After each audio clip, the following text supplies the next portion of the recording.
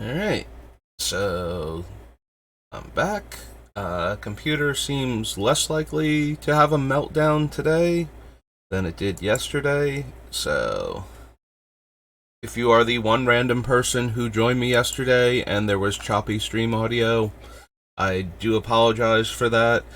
As I don't have, any regular viewers, and I did want to continue doing this and get the VOD up, like get a VOD from it and then put that on YouTube to continue this deck building process so we didn't lose too much time.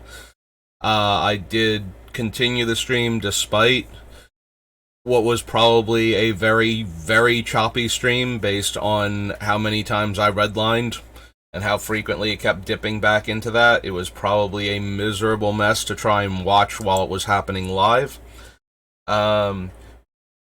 If I had more regular viewers, if there was going to be somebody here, like, in the chat actively participating, I don't think I would have been able to stream at all yesterday just by how bad the computer was running and how ungodly that stream must have looked. As it is, though, I do want to keep making content to keep putting up there so that way we can actually get through the first build with the Beamtown Bullies and, actually put the decks together and look at that. But we have to get through all of the sets first, and I didn't want to lose an entire day without streaming, and instead we only covered one set anyway, which was, limited edition, so Alpha Beta. Unlimited, technically, too, because all the same cards are in there. And that is a set that can get me talking on 10 million subjects because it's the original set of Magic, and it was only like a year and a month old by the time I started playing, so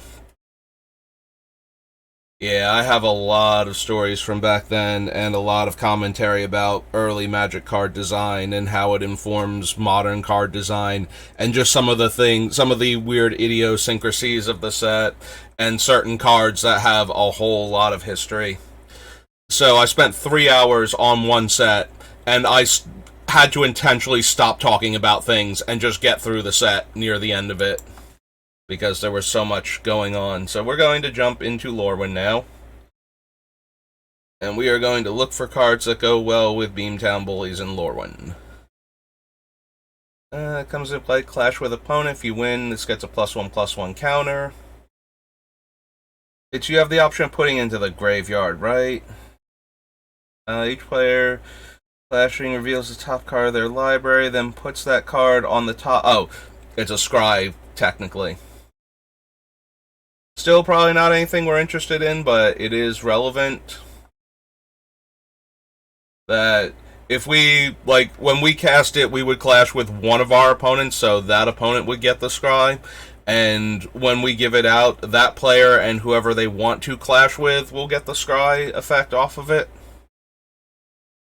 Do love this Ashling from a while back, so on Magic Online, they did a format called the Legendary Cube, and they brought it back once, but they changed it, and I hated the changes because the original Legendary Cube, every single creature in the Legendary Cube was legendary, and for some reason, I just latched onto this format and solved it, as far as I was concerned, almost immediately, and played Jund every single time. And Ashling was one of those cards that I would get 13th, 14th pick that I could count on coming back to me and worry about the other cards and then just jam her in the deck. Because of the relatively high casting cost and high impact of a lot of legendary cards in the Legendary Cube, there's not really a good aggro deck, so a card like Ashling could come down early, get in a bunch of damage, and then late game threaten to just actually activate her that many times and have her detonate and kill the opponent, who had already lost a bunch of life to early aggro legendary creatures. So, she was a big part of the deck. My favorite cards were the red... Oh god, what are they called? Conflux. Confluence. Fiery Confluence, because there was so much artifact-based mana ramp in the set that you could easily get a 3-for-1 with that card. And the Shattergang Brothers. Again, everybody's playing like big bomby creatures. If you have like a bunch of little guys, you know, like Krenko Mob Boss or something is making goblin tokens, you can very easily pick off like their giant creatures by sacrificing your 1/1 tokens or your little dinky legend creatures and then get in with your larger ones. And you could also sack your artifacts to destroy their mana rocks to keep them off of getting to enough mana or getting enough color fixing in order for their deck to function. And then they changed it, like they brought the cube back, but they put a bunch of non-legendary creatures in it. So it was focused on legendary, but it wasn't exclusively legendary creatures, and that made me sad, because that was a way less fun cube for me. Although I think that cube was very unpopular with most other players anyway, so... But I used to be able to consistently... That was one of the few formats where I was making play points basically every time I entered, and I just played that as much as I possibly could.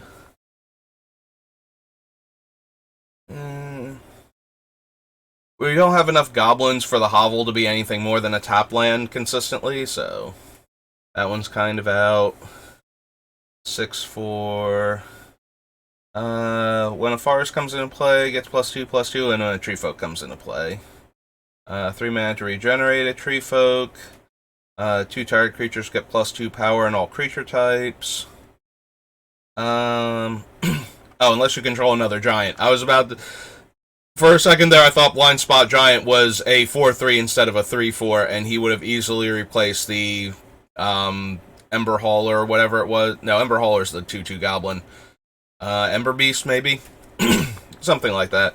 But yeah, he needs another giant in play to do his thing, so... Can't block, and comes into play Clash. It's a goblin card back. Sacrifice Boggart Forager. Target player shuffles their library. Harbinger lets you search. But it's just a 3 mana 2/1. Yeah, some of these have abilities, the Harbingers, in addition to their stat line.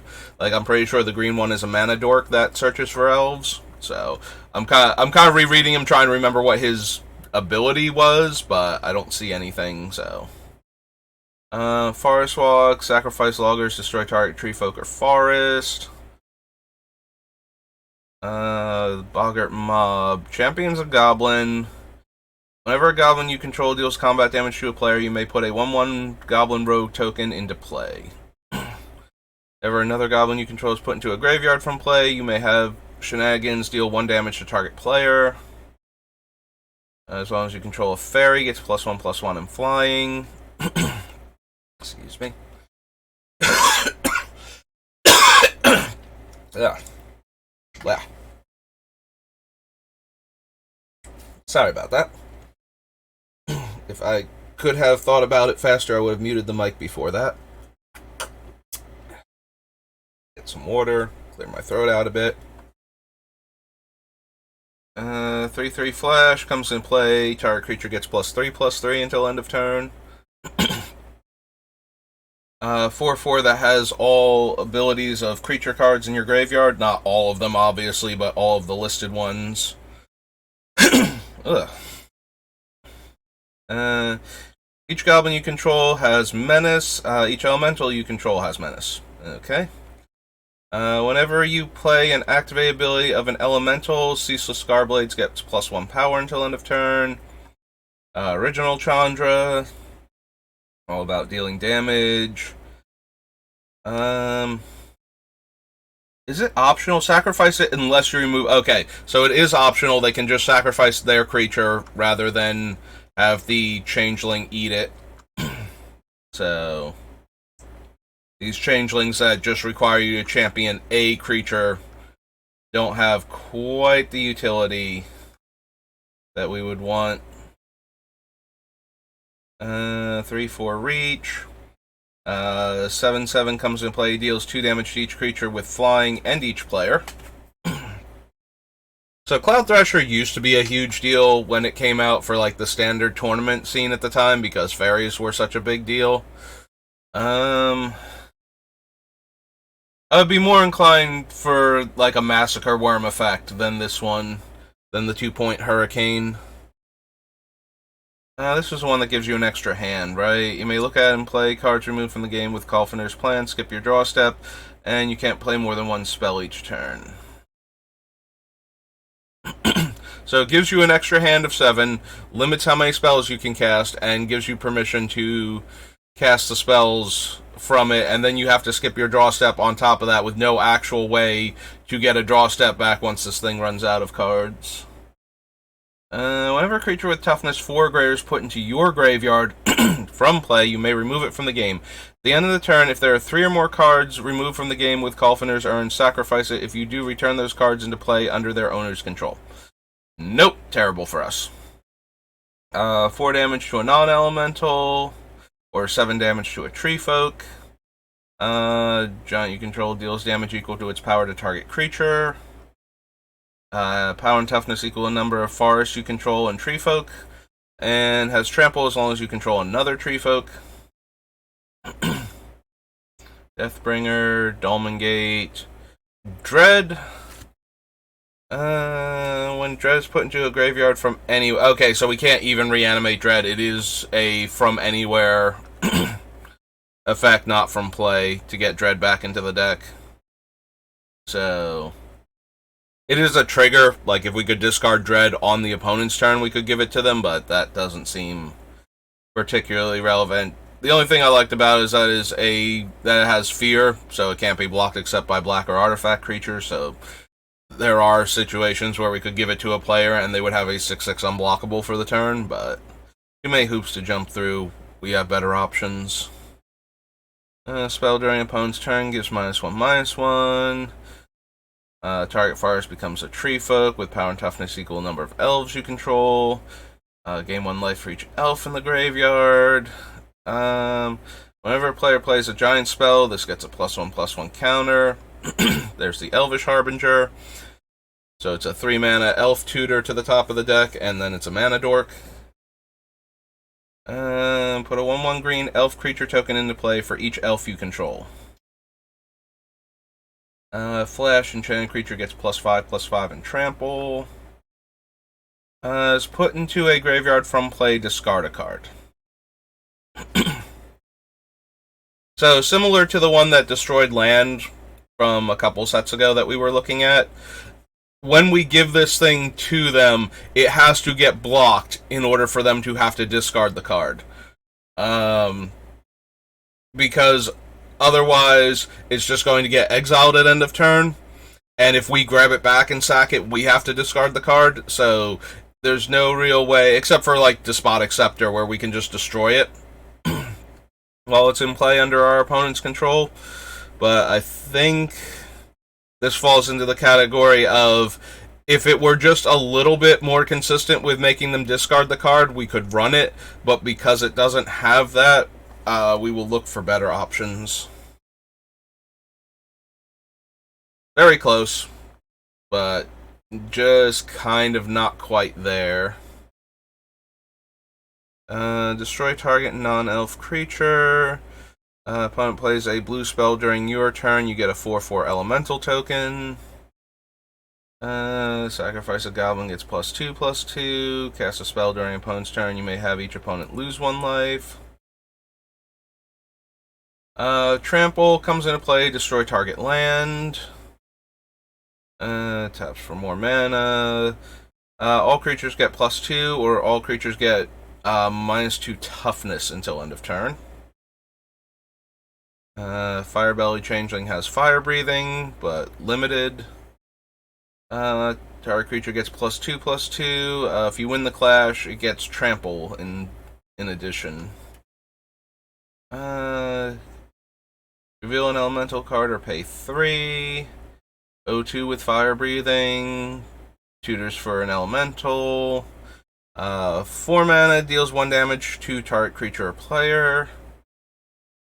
Sack a goblin to cast it and gives -5/-5 and deals 5 damage to the controller of the creature. Um, this is a card from what's its name, Weatherlight, that got reprinted with a different name, and it always kind of throws me off because the one from Weatherlight is the one I always think of when I think of this effect, like Grim Harvest or something. But this is this one is the one we usually run into more often because, Lorwyn is the more recent set, so I think it might even have slightly different wording. I think they're both because it was Weatherlight, and that was when they started to do cantrips as drawing the card immediately rather than having to do it at the beginning of the next turn's upkeep. So I think they have the same wording. There's original Garrick. Hello, Garrick. Changeling, and has a slightly expensive shade ability. This one gets giants from the deck. I guess most of the Harbingers don't actually have abilities. I guess so far it's been the green one that taps for mana. I'm pretty sure the blue one is a fairy and therefore has flying. I think there's also a merfolk one, but I forget if that one has any abilities. Deals 4 damage to target player if you control a giant. Draw a card. 2 elves, and then Clash. If you win, creatures you control gain Death Touch. Similarly to the Anti's Hovel, we are not running enough elves to have this be more than a tapped land without any other upside. Look at the top 2 cards of your library, then put them back in any order. Comes into play, up to 2 target creatures can't block this turn, and has Evoke. Goat Napper comes into play, untap target goat and gain control of it until end of turn. It gains haste until end of turn. Comes into play, you get 3 1/1s, sacrifice a Kithkin, you gain 1 life. Whenever another creature comes into play, you may put X +1/+1 counters on this, where X is that creature's power. Regenerate target creature, gain life equal to its toughness. This is a 5/5 that makes 2 3/1 red elementals. Sacrifice an elemental, target creature gets +3/+1 until end of turn. Make a token that's a copy of target creature. It has haste, and at the end of turn, remove this permanent from the game. Resack this, regenerate a creature. Lose 2 life and draw 2 cards. Clash with opponent. If you win, repeat this process. Notably not optional. Usually not that big of a deal. If you keep winning, you're better off with the cards, but every once in a while, forced to dig just a little bit deeper than you would have liked to. Is put into a graveyard from play. Target creature gets -2/-2. Hostility is the red version of Dread. Turns damage into 3/1 elemental tokens. Like, if you cast Lightning Bolt instead of dealing the 3 damage. If you target an opponent, notably, it has to be damage you're about to deal to an opponent. It creates that many 3/1s instead, so you would get 3 3/1s with haste. Instead of dealing the 3 damage with Lightning Bolt. There's the Black Hideaway Land. I was actually... oh, excuse me. Very disappointed that they changed the functionality of the old Hideaway lands when they updated how Hideaway works. Like, I think I would have been much happier if they had have kept the original functionality of Hideaway and just changed it to Hideaway number, so that way they could do 5 cards with those cards instead of adding the random bottom of the library. So the random cards on the bottom of the library, why they did this is at high-level tournaments,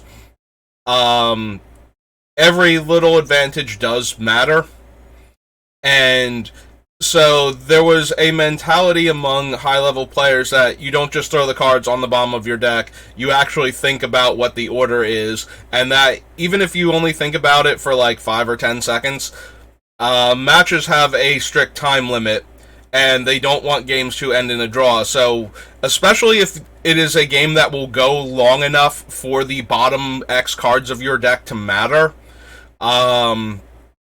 putting them on the bottom in anything other than a random order, you have to actually select what the order is going to be with the idea that you might actually get to these cards.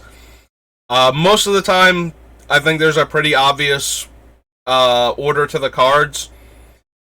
based on the lack of information that you have about the current situation, like how it's going to look by the time you get there, what order you're going to want to draw those in. So it's not taking a ton of time, but it's still something that you have to think about, and if you're doing it often enough, it does start to eat into the clock. If, like, an entire minute or two of a match that's going to go to time anyway is spent deciding the order of the cards going to the bottom of your deck because it might be relevant, then that's, an extra minute into the turns that, you wasted. But putting them on the bottom in a random order when they also don't matter means that you have to shuffle up these 3 or 4 cards and, let the opponent, like, reorder them based on not knowing, like, basically cutting a pile of 1 or 2 cards for something that's not going to be relevant, and then you're using up, like, the 5 seconds anyway, so it's only saving time when it's going to be more relevant, or for, like, an online thing like Magic Online or Magic Arena, which will just automatically put the cards to the bottom as soon as the spell is done resolving in a random order. But the reason why I don't like the change in function to the Hideaway lands is most notably Spinrock Knoll with Grenzo Dungeon Keeper.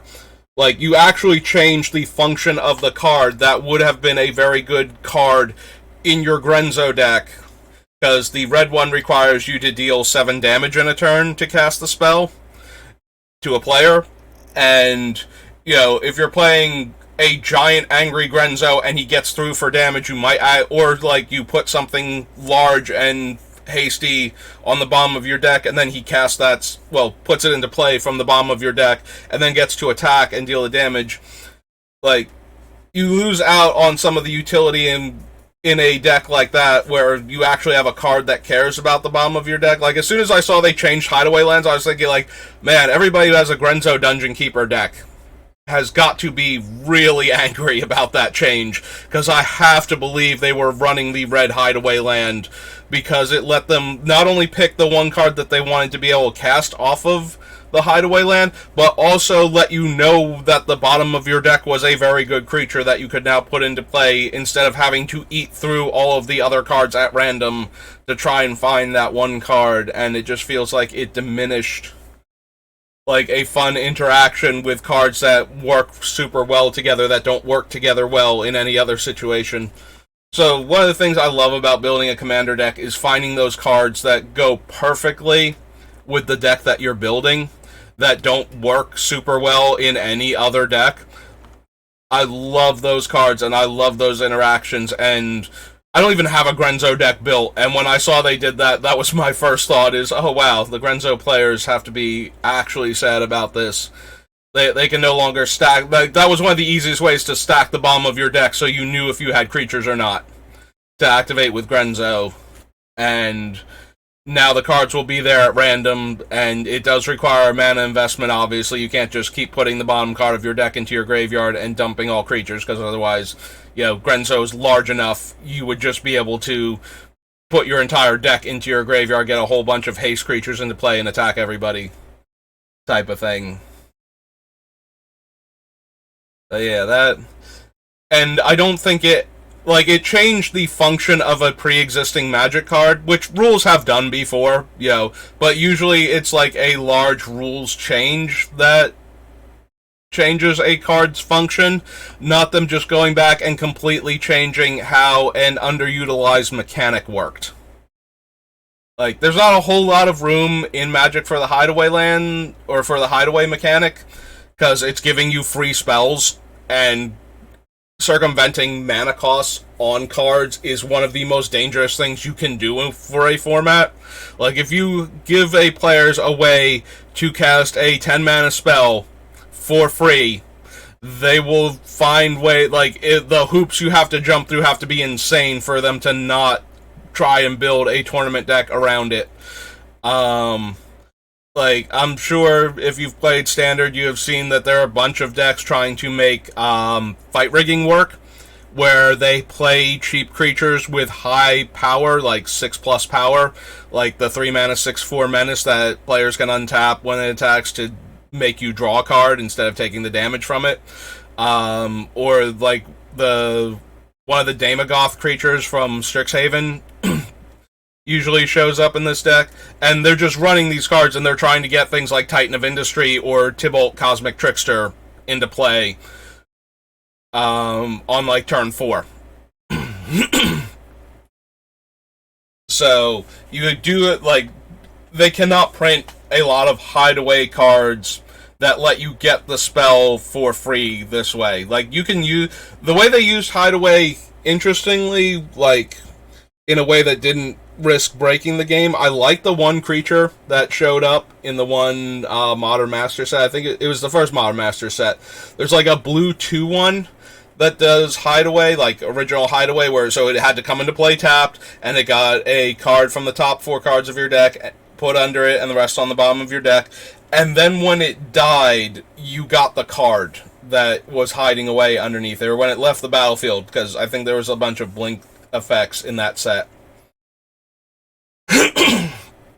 And so, but it had like all of the hideaway text, so it had to come into play tapped, and it had to put the one card underneath it, and then put the other 3 on the bottom, and then you would get that card. And that was a really cool way to use the hideaway mechanic in a way that wasn't letting you cast the spell for free.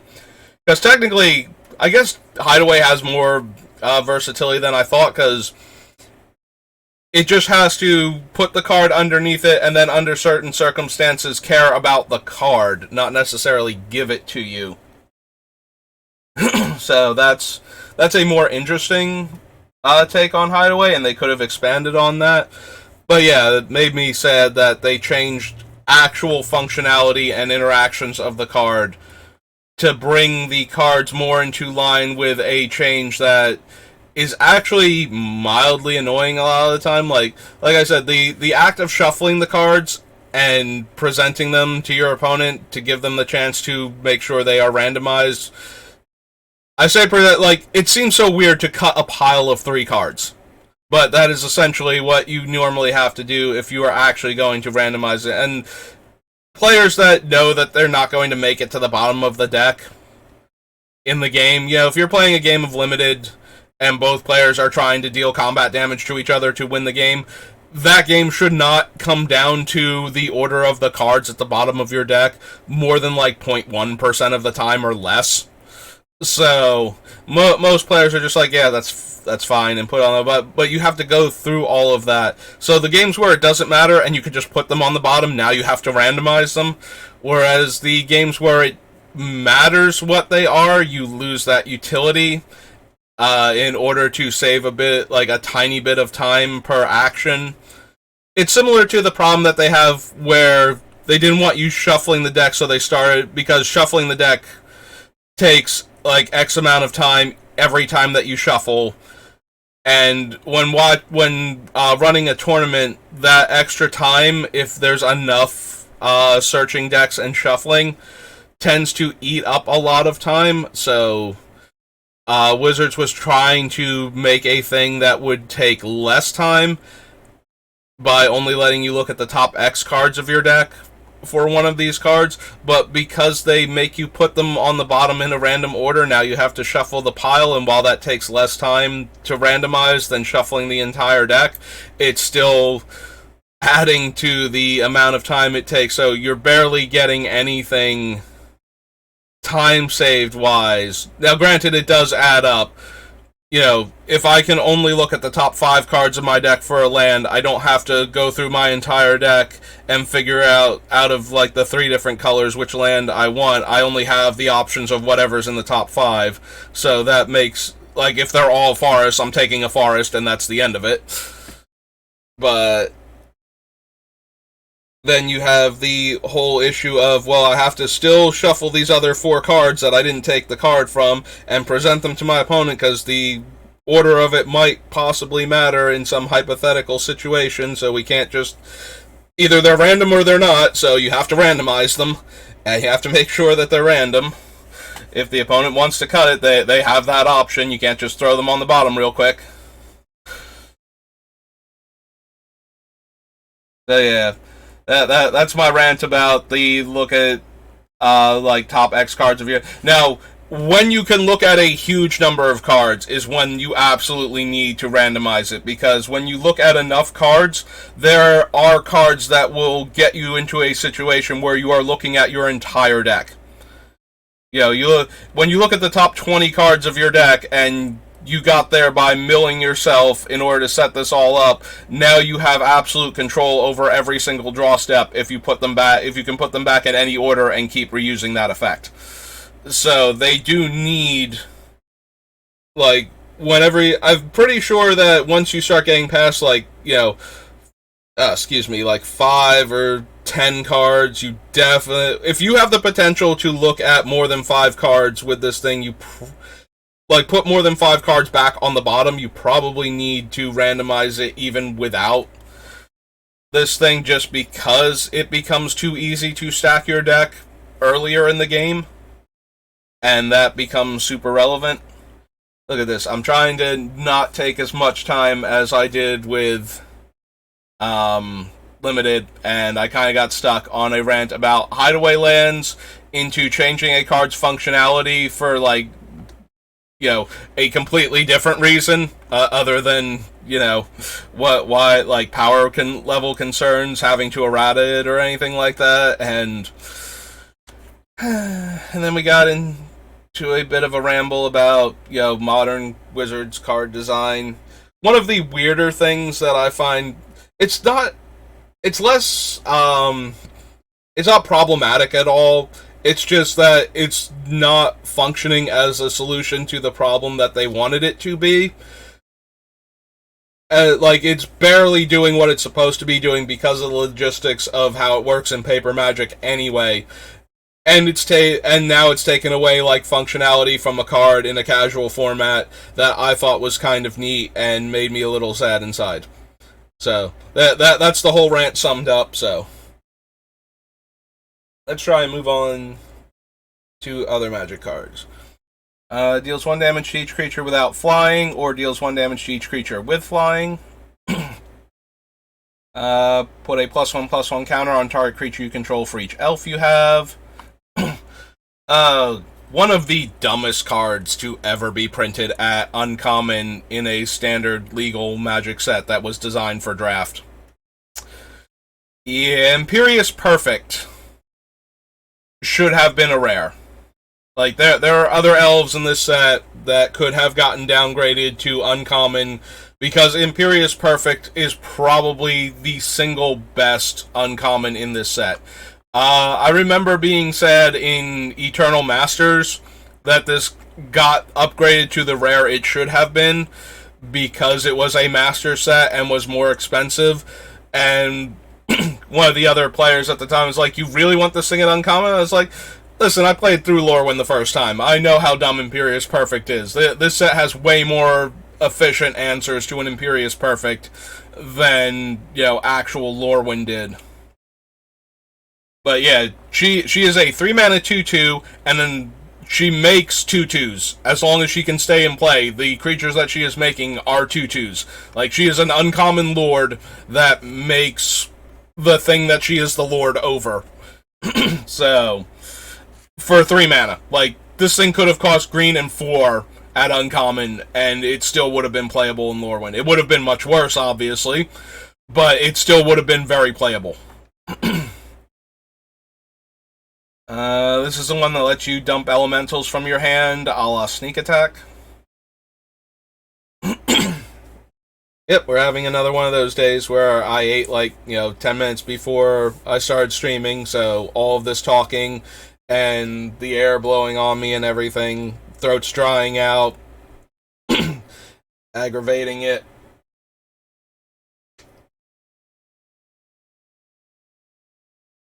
A little bit of phlegm keeps trying to make me cough it back up, and alright, I'm gonna mute the mic real quick and give another good cough, see if I can dislodge it again.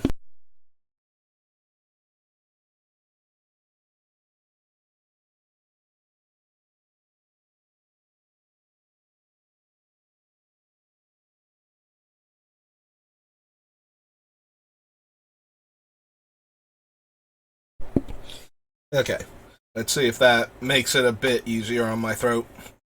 What are our modes again? 4 damage to target player, 2 damage to each creature, destroy target non-basic land, or each player discards all the cards in their hand, then draws that many cards. So this is a windfall. Windfall is similar to Wheel of Fortune, except that if you spend all of the cards in your hand, you don't get to draw any new cards. Like, you only get back as many as you discarded. That's still a fine effect for us to get because we are trying to put certain cards from our hand directly into our graveyard. Notably, you don't get to hold any cards. So if you have, like Leveler and Eater of Days, but you also have like a utility card that you were planning on holding on to, your options are to discard that utility card with the other two and draw 3 fresh cards, or hang on to that utility card and the Incendiary command and do something else with the command, or just have to hold it until the utility card gets spent. But this is certainly a more budget-friendly option. I don't think Incendiary command is particularly expensive, so we're going to go to Lorwyn. Well, I had the best of intentions when I muted the mic before in an attempt to clear my throat.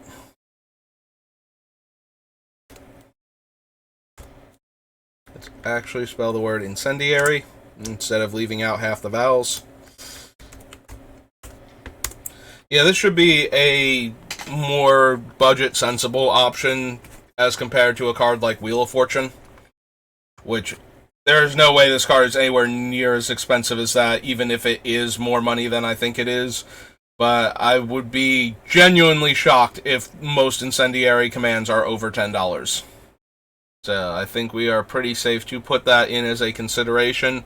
And then even if it gets cut, like, it's still an option to replace a card, again, like Wheel of Fortune, if you don't have access to it and you need a wheel-like effect to discard your hand and draw some fresh cards and get the things that you wanted in your graveyard into your graveyard. So there's Incremental Growth, the original version. Ingot Chewer destroys an artifact when it comes in. Comes into play, target creature gets +2 power and gains haste until end of turn. 3-mana target creature gets +1 power. If this is the 3rd time this ability is resolved, it also gains first strike. Power and toughness equal to the number of elves you have, and deals damage equal to its power to target creature with flying. Target attacking creature gets +2/+2. Whenever attacking Kithkin or Elf is put into a graveyard from play, you may draw a card. Goblin you control is put into a graveyard from play. You may put a +1/+1 counter on the Witch. Target creature gains Death Touch until end of turn and draw a card. So, I believe Bladebrand is cheaper. These are the type of effects, though, that I would consider for the surprise Death Touch. I don't think we're going to have room for them to begin with.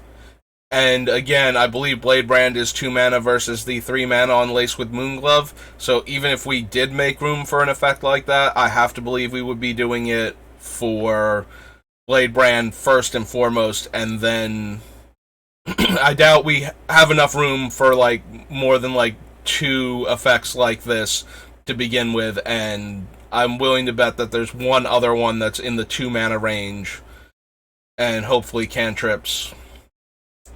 And even then, we might not have room for any of them. Name a card, then target player puts the top card of their library into their graveyard. If the card is the named card, you gain life equal to its converted mana cost, and then you draw a card. Nope, sorry, Lammas Tideweave. You're not gonna make it. Burn spell for creatures that you can clash to go face also.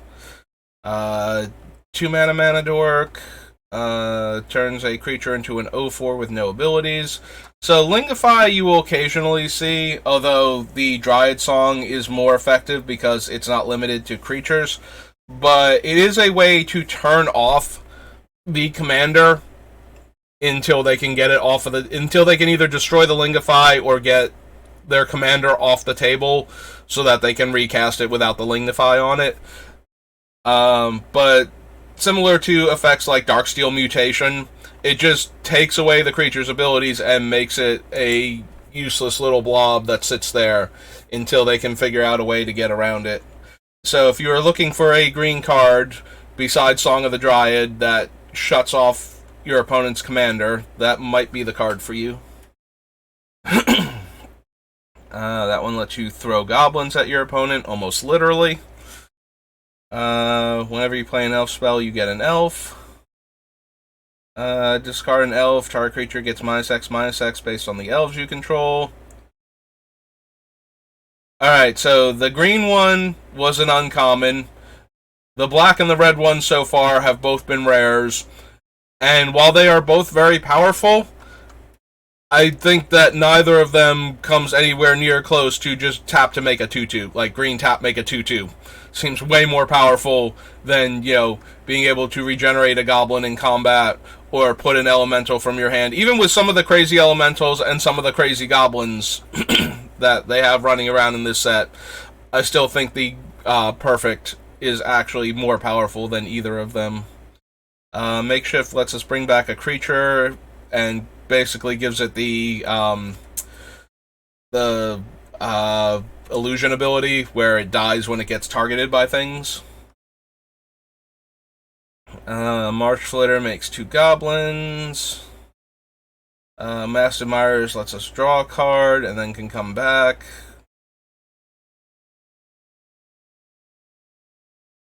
Yeah, cards like Marsh Flitter make small enough creatures, but the problem is that the Marsh Flitter itself is a 1/1, so it's not dealing any impressive amount of damage to our opponents, either when we cast it or when we give it away.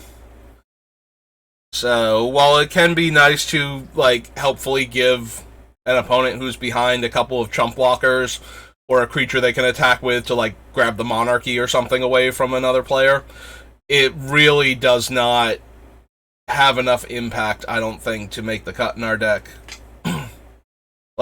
If this thing were a large aggressive flyer and it made 2 1/1 chump blockers on top of that, I would be more inclined to give it away, because then we are getting the extra damage in the air against one of our other opponents, and then the 2 1/1s are less of a relevant card afterwards, but it's still something that the opponent now has to work with, where they might not have had the creatures before. So when we look for stuff to give away, I'm trying to give away stuff that is relevant, but not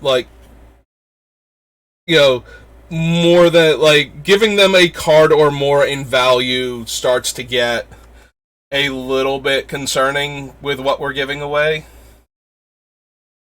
Alright, so if we have enough creatures that have base power 10 or higher, Mosswort Bridge, we can steal the creature back and then activate the Mosswort Bridge and get the spell out from underneath it, but we do have to hit one of the spells that we actually want to cast, is the biggest issue. It is very easy for us to look at the top 4 cards of our deck and go, the only spell that is in this is a creature with a terrible comes into play ability that we don't want to cast. So I have to believe that even though we have a a reasonable chance of activating this, that we still technically don't want it.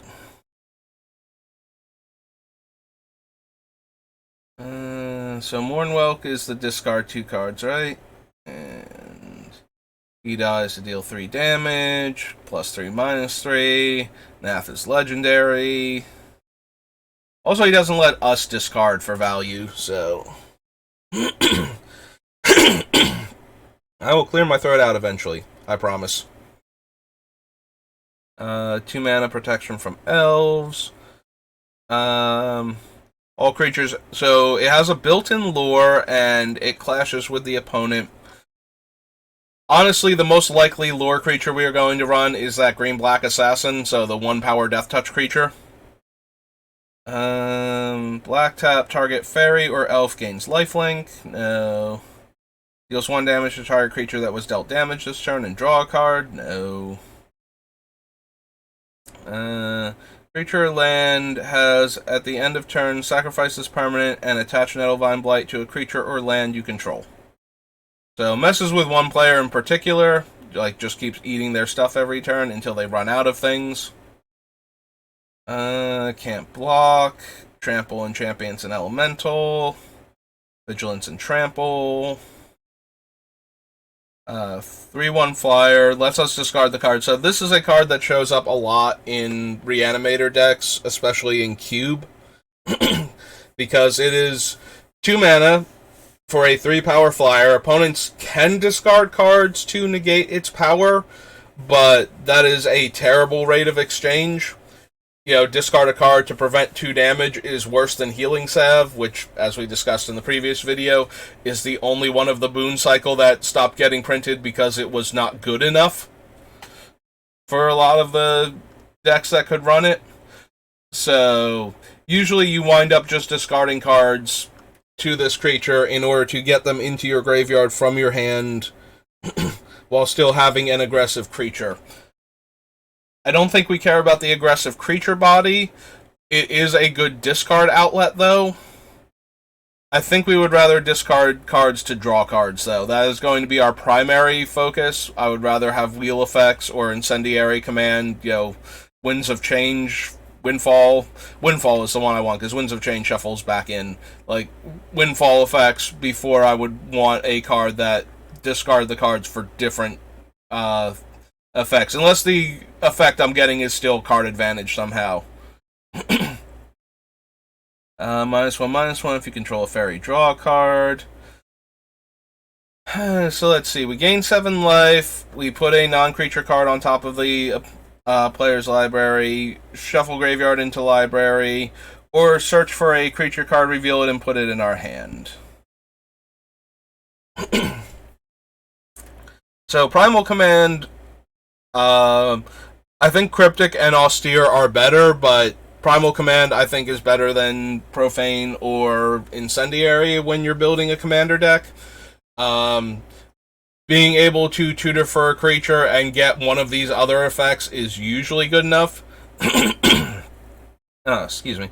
Also, most notably, you can get rid of a problematic non-creature permanent by putting it on top and making its controller shuffle their graveyard into their deck. So at 5 mana at sorcery speed, it does remove a non-creature permanent temporarily from the game. So Primal Command, I think, has more utility than either the red or black commands do. That being said, do we want it? It tutors the creature into our hand, where we have to find a way to discard it in order for it to do our combo thing.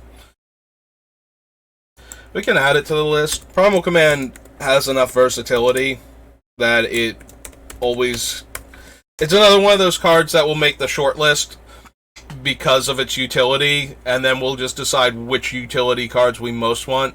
So moving on to the black command, so you can make a player lose X life, return a creature card with CMC X or less from your graveyard to play, give a creature -X/-X, or give X target creatures fear until end of turn. So when you cast this for a large enough X, it will usually be in an attempt to win the game, either by having one of the players lose X life and then giving fear to all of your creatures to make them difficult to block, so that you can get through for enough damage against the players that don't have a lot of black and or artifact creatures to block with. But at the same time, there are a lot of cards that you can cast for a high enough X to just win the game. Notably, there are ones that make each opponent lose X life rather than 1, which is much better at finishing the game than Profane Command is, unless you've gotten to heads up already. When you're heads up and you cast this thing, you probably win the game because you are you're making them lose X life and making X target creatures more difficult to block. You are probably getting through for enough damage at that point from even a very comfortable life total, but it is not good at winning you the game when you have 3 or 4 opponents.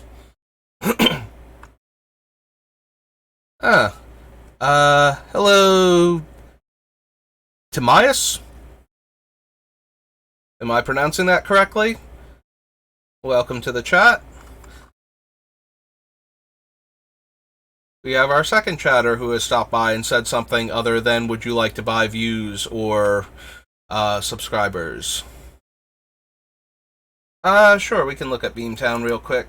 So pull up a duplicate tab, but then we'll go back together. So they are the Beamtown Bullies when you're trying to look them up.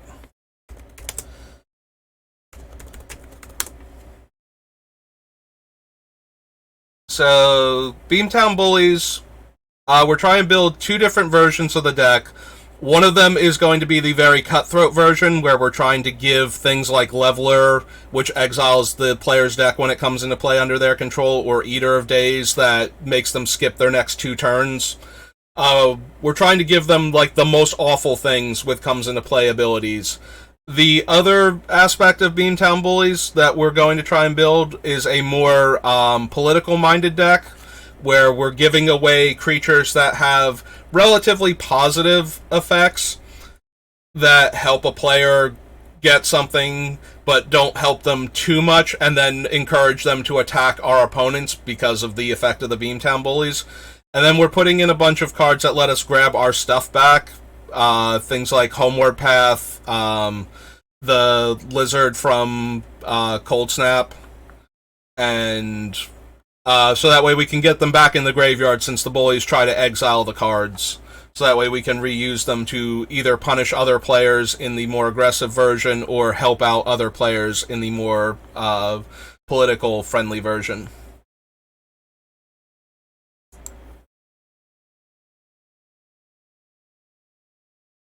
Okay. I think Mikaeus is on the list already. Mikaeus usually makes my short list anyway. The biggest problem with Mikaeus, and the reason why I might not want to run him, is the non-humans that, in order to grab our stuff back and get rid of it so that we have it to punish other players with, Mikaeus would then resurrect those things, and then we would suffer the negative drawbacks of them coming into play. So we don't want to have Mikaeus in play and then use Leveler to take out one player, because then we can't take the Leveler away from them to give to another player on a subsequent turn, because we would resurrect our own Leveler off of Mikaeus since he's not optional. So he's always on the short list for a value creature, but I think he didn't make it because of his negative interactions with the Beamtown Bullies. Whenever you clash with an opponent, you may pay 1 to make a 3/1 red elemental shaman token. If you won, the token gains haste. Alright, so this is activated abilities. So we would be able to copy Beamtown's activated ability to give our opponent 2 creatures in a turn. So there were like 1 or 2 creatures so far that we might care enough to want to copy the ability. Or we can just give a player 2 different creatures and make them attack our opponents with both of them. So we'll put that one down. Destroy target non-creature permanent. Draw a card if you have a tree folk. Makes a creature all creature types. Remove an elf in your graveyard from the game to give this thing +3/+3. Ash is put into a graveyard from play. You may search your library. Hellcarver has the potential to make it in. We haven't gotten to the set that he's in yet. To actually sit and think about him. He does make your opponent sacrifice all this stuff. I have to see if he does it as the attack trigger and then they have to deal combat damage. Because if they have to deal the combat damage to get the free spells, then Hellcarver Demon will almost definitely make it in. We'll steal him back mid-combat with Homeward Path, or destroy him with Despotic Scepter, or possibly Mazavith him. And then the opponent won't get the damage trigger, and they'll just lose all of their permanents. So if that's the way he's worded, then Hellcarver Demon probably... yes, Beamtown Bullies is non-legendary, so very sad we can't give opponents Phage or the original Rakdos. Like, those are the 2 I am most sad about not being able to give our opponents.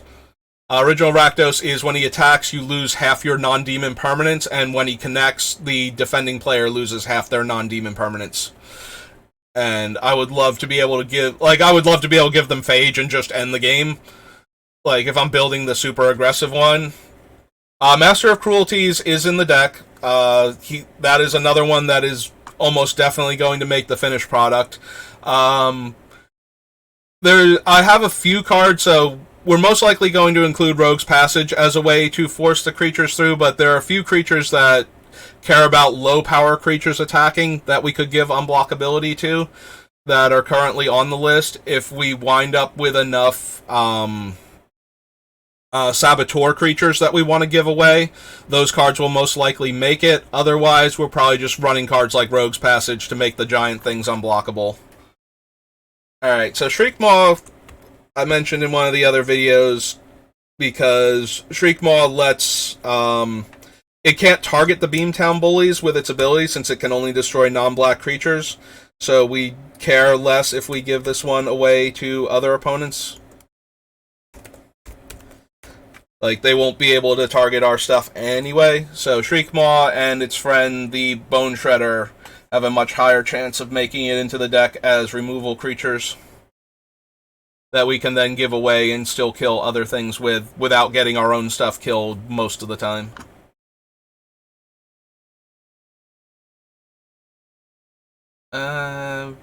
Makes mana for elementals, gives trample, and then when you activate it enough, it gives you back all your red mana, and then a little extra.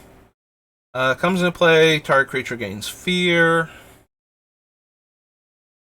Don't think we need the red hideaway land. Destroy target enchantment. Clash with opponent. If you win, destroy all enchantments. Yeah, for like one more mana, we can just destroy all enchantments that player controls anyway, so I don't think that's anything. Giant spells cheaper. Buffs giants. Whenever you clash and win, you may draw a card. Sacrifice a goblin. Tar Pitcher deals 2 damage to target creature or player. So, Waste Not, we get the effects when the opponents discard the cards, but aside from a couple cards that really care about, making the opponent lose their hand, like, there will be a couple creatures in this deck that can take the opponent's hand away for them coming into play.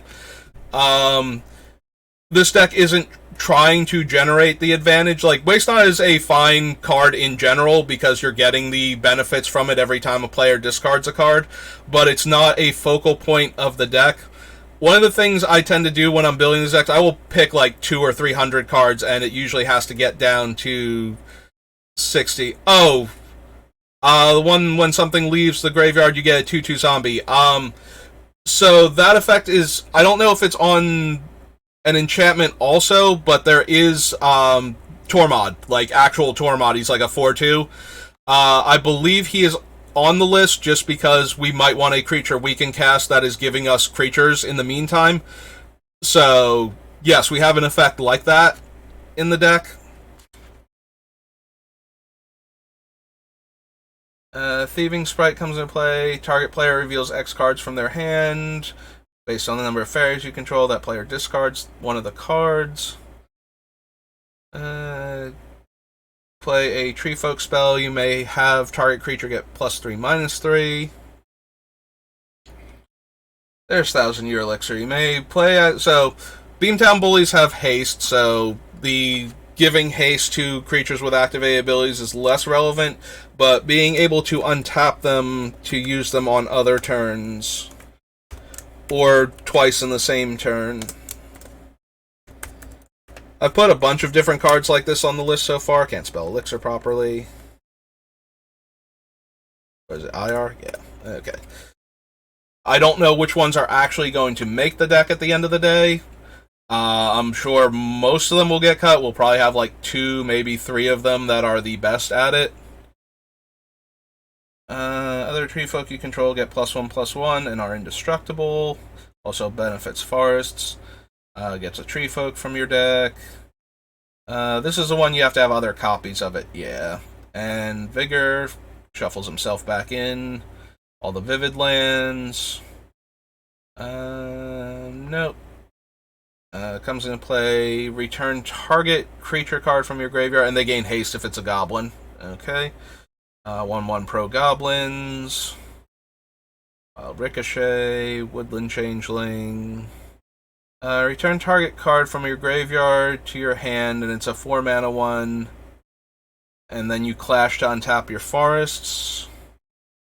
There's Red Blackwort, Renzron Packmaster, and Vanquisher. Alright, and that's all of Lorwyn. Just go back. Chop Lorwyn off. And now we're in the M sets that weren't named Core Set year, and were called Magic that year instead.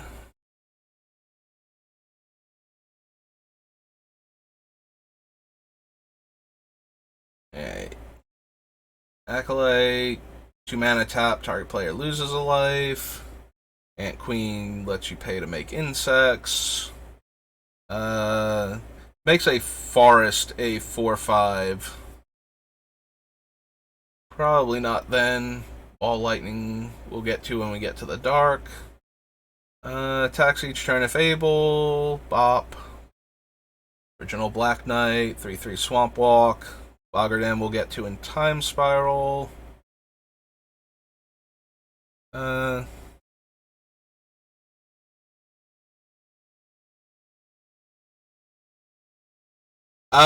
We can. Most of that is in white. Like, Tajaru Preserver only lets you not have to sacrifice for opponent's effects. It doesn't stop you from sacrificing your stuff. A few of the things that we're giving out, like the more powerful top-end stuff, kills the opponent just from having them have it come into play to begin with, so we don't really care. In fact, if they sacrifice it, it helps us, because if they still control it when it kills them, it would get exiled, because the effect that we're using won't give us our card back in any way when they leave the game.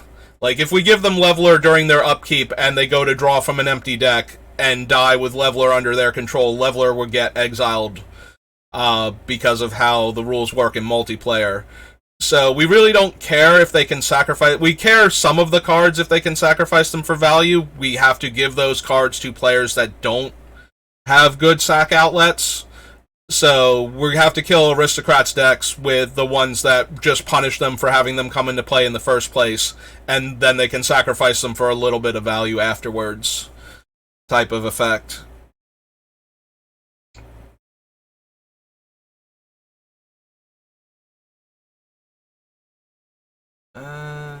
Also, we don't want to not be able to sacrifice our own stuff, since that's one of my primary ways of, if I can steal them back and then sacrifice them for value, so that way we don't have to have them get exiled.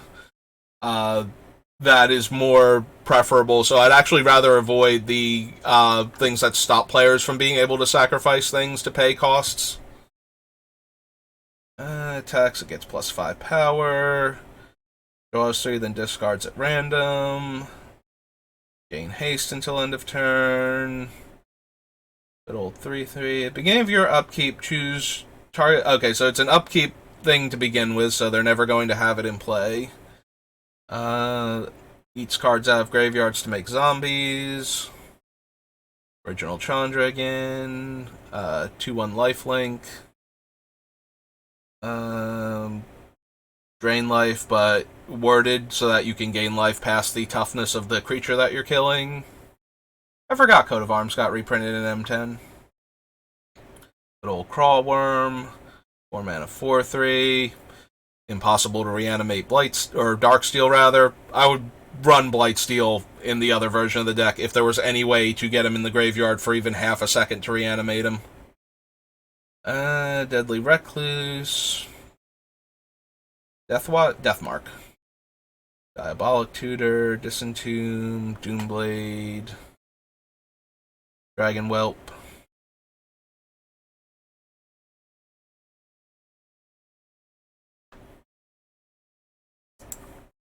I think we can add the M10 cares about lands for the mana base, so we'll go to M10.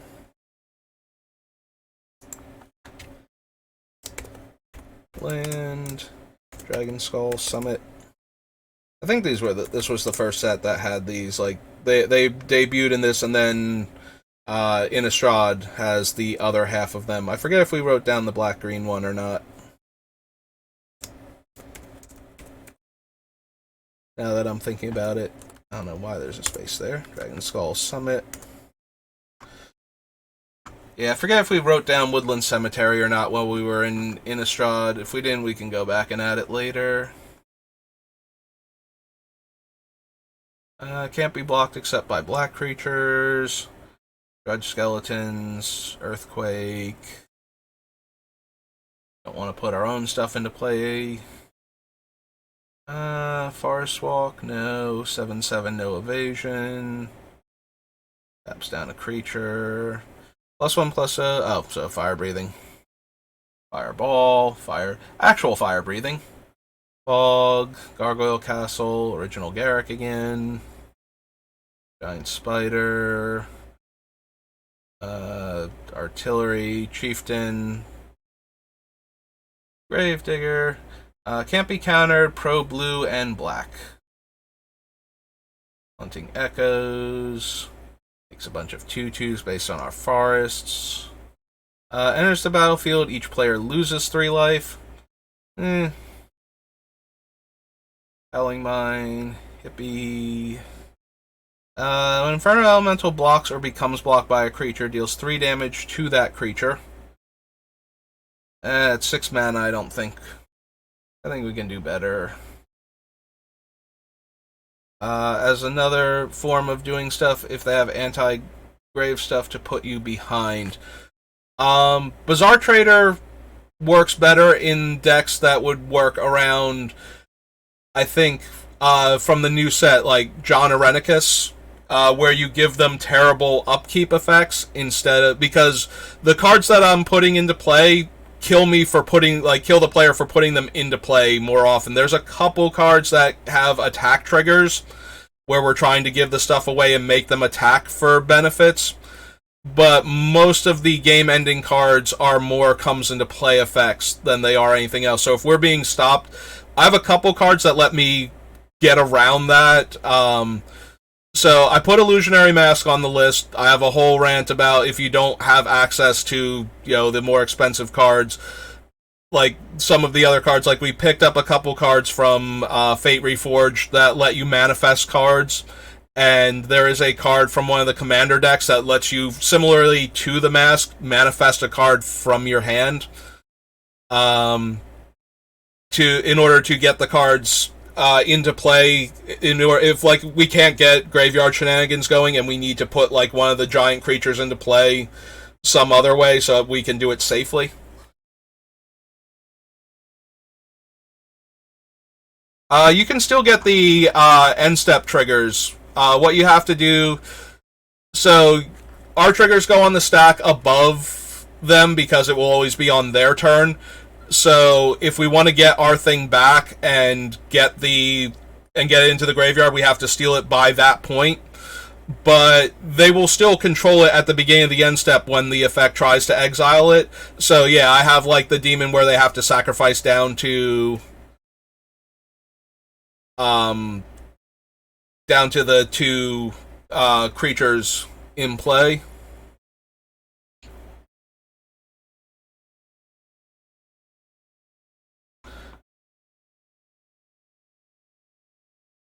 So that we can give it to them before they...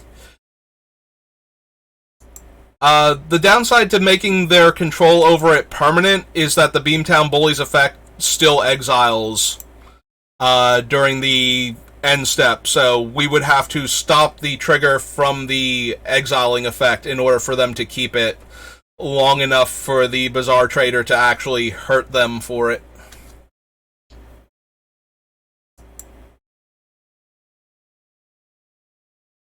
For more than one turn that way. 9/9 Shroud. 2/1 Flyer. Kindle Fury gives +1/+0 in first strike. Avax, Lightning Bolt, 4/1 Haste. Original Lily. Land of War Elves, Looming Shade. Whenever an opponent casts a spell... Oh, yeah, we don't want to put our own stuff into play. +2/+4 and loses flying. Magma Phoenix is put into a graveyard from the battlefield, deals 3 damage to each creature and each player, and 5 mana return from the graveyard to your hand. Mana Barbs. Master gives 2/2s. And then gonna let your wolves fight things. +7/+7, but no trample. Discards X cards at random. Other cards from your library, then put the chosen cards on top. Nope. We have a couple so far. I haven't found one that I really like yet. There's the one that if you have that whoever has the most lands loses 2 lands. It's from one of the commander sets. It's a Hellion. Because we're not ramping with land ramp, we're using artifact ramp most likely. We won't normally be the one with the most lands in play, so we won't have to lose anything. But I haven't found, like, there have been a couple of them that are okay for land destruction, but not great. They're like 2/2s and they have to leave the battlefield, so the opponents aren't required to block. They're only, like, the one we give them to has to attack, but the one they're attacking doesn't have to block. So if they don't block, or they block with a 0 power creature or something, and don't kill it, it gets exiled rather than die, so it won't do the land destruction effect on it. Like, there's a red one that does that to land, and a black one that does that to discard cards from your hand when they die, and that requires us to have specifically Despotic Scepter or another reusable removal spell. Yeah, Sundering Titan, also banned in Commander. Otherwise, we would be using him. Because, yes, that is 100% the effect that we would use to destroy all of our opponent's lands without having to worry too hard about it. And we'll give a Sundering Titan to you. And sure, you can blow up 3 of my lands, but we're losing an island and a plains elsewhere, and you have to attack somebody with this 9 power trampling creature.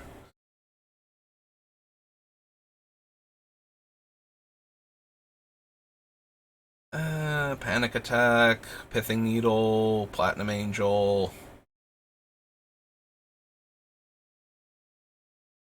Prodigal Sorcerer, Protean Hydra.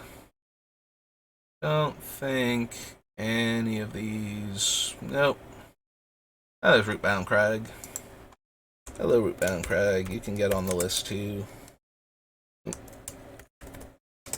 Rootbound Crag.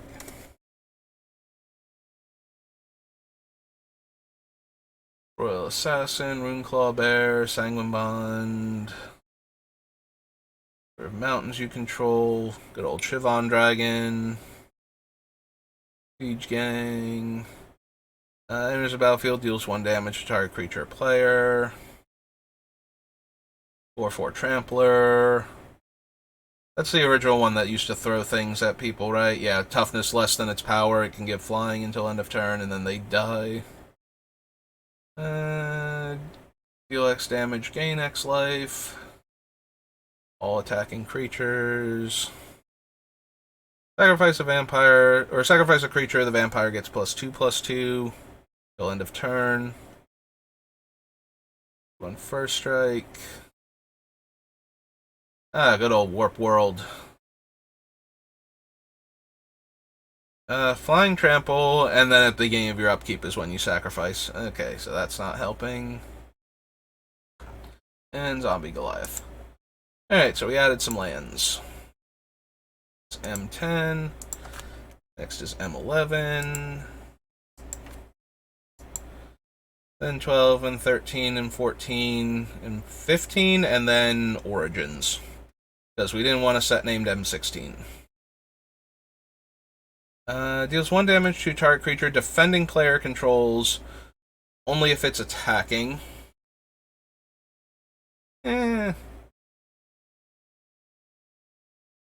I do like that they can't do it to our creatures when they're attacking our opponents, but they still need access to red mana.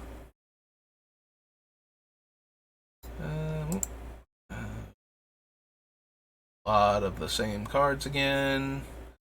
Can attack unless an opponent has been dealt damage this turn, so no.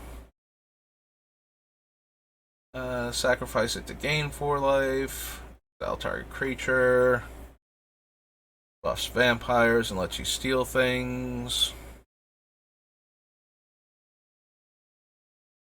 5 damage to white or blue creature. Damage can't be prevented. Good old corrupt. Gladiator attacks. You may have it deal damage equal to its power to target creature defending player controls. If you do, that creature deals damage equal to its power to Cyclopean Gladiator.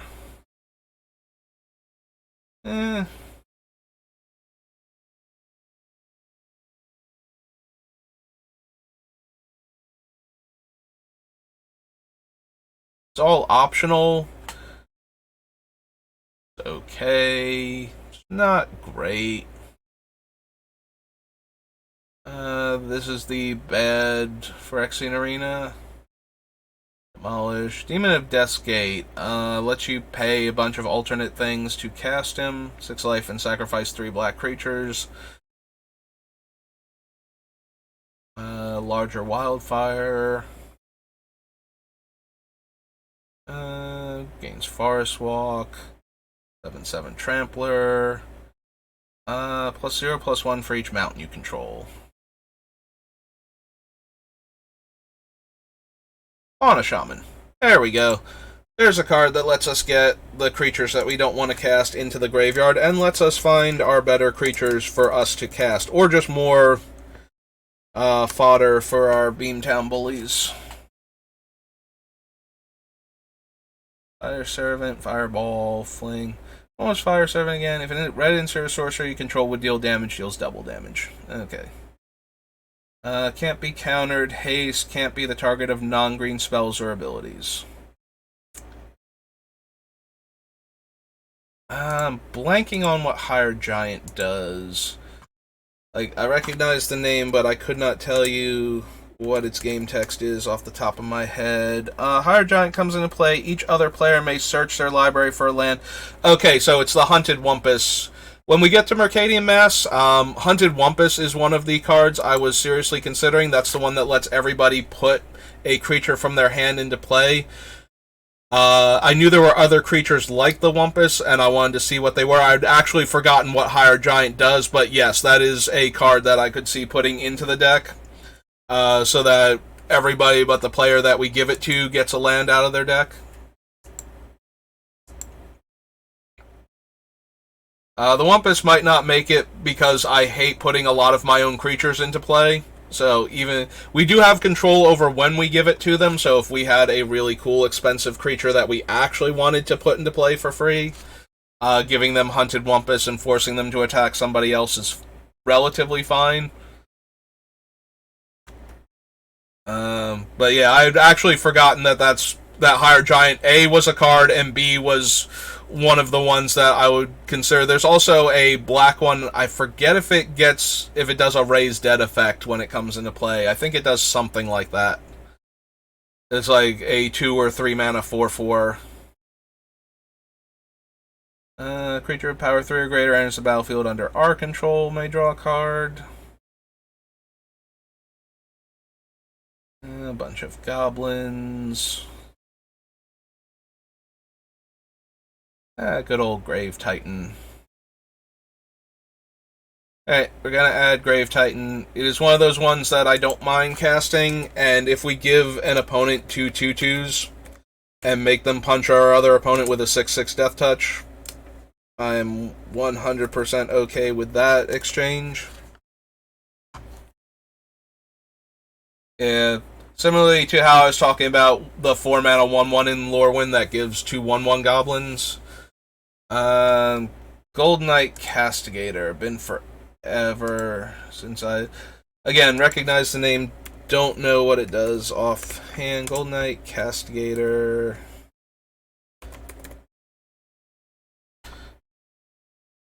Flying Haste. If a source would deal damage to you, it deals double that damage to you instead. If a source would deal damage to Castigator, it deals double that damage instead.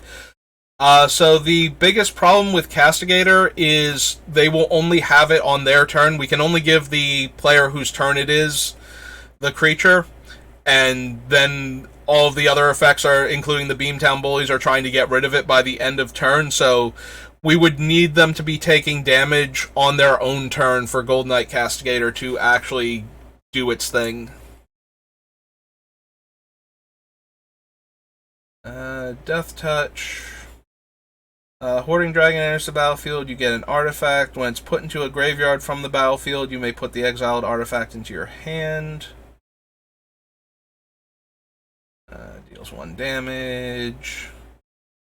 Becomes red and attacks if able. Excuse me.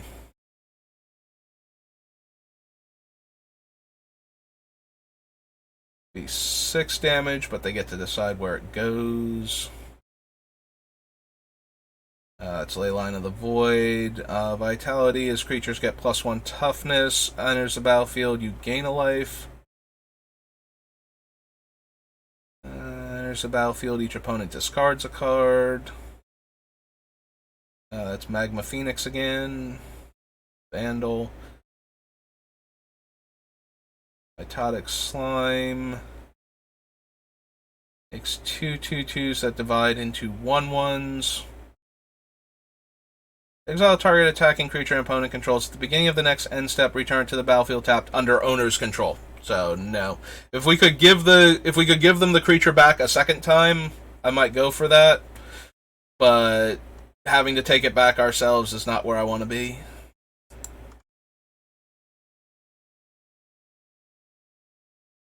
Necrotic Plague. Enchanted creature has, at the beginning of your upkeep, sacrifice this creature. Target creature one of your opponent's controls. 4/2, 2/2 flying.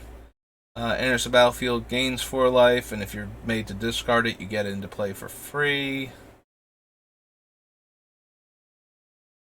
Platinum Angel, Plummet, Prime Time, Rise Unicorn again.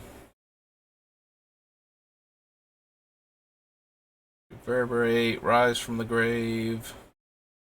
Enters the battlefield tapped. Can't be the target spells or abilities your opponents control. Did it really take until after M11 for them to keyword hexproof? I could have sworn they had done it before then. 2-tap, flip a coin. If you win, sacrifice it and draw 3 cards. -1/-1, and tap the creature. Pumps artifact creatures. A big old 4/4. Enters the battlefield, search your library for a basic land, put it in your hand, then shuffle. Good old Triskelion. Sacrifice a creature to scry one. I can always add the Viscera Seer. Viscera Seer is one of the better free sack outlets.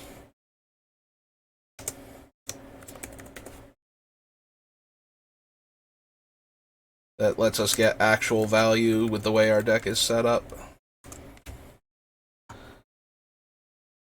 +2/+2 a Mountain Walk.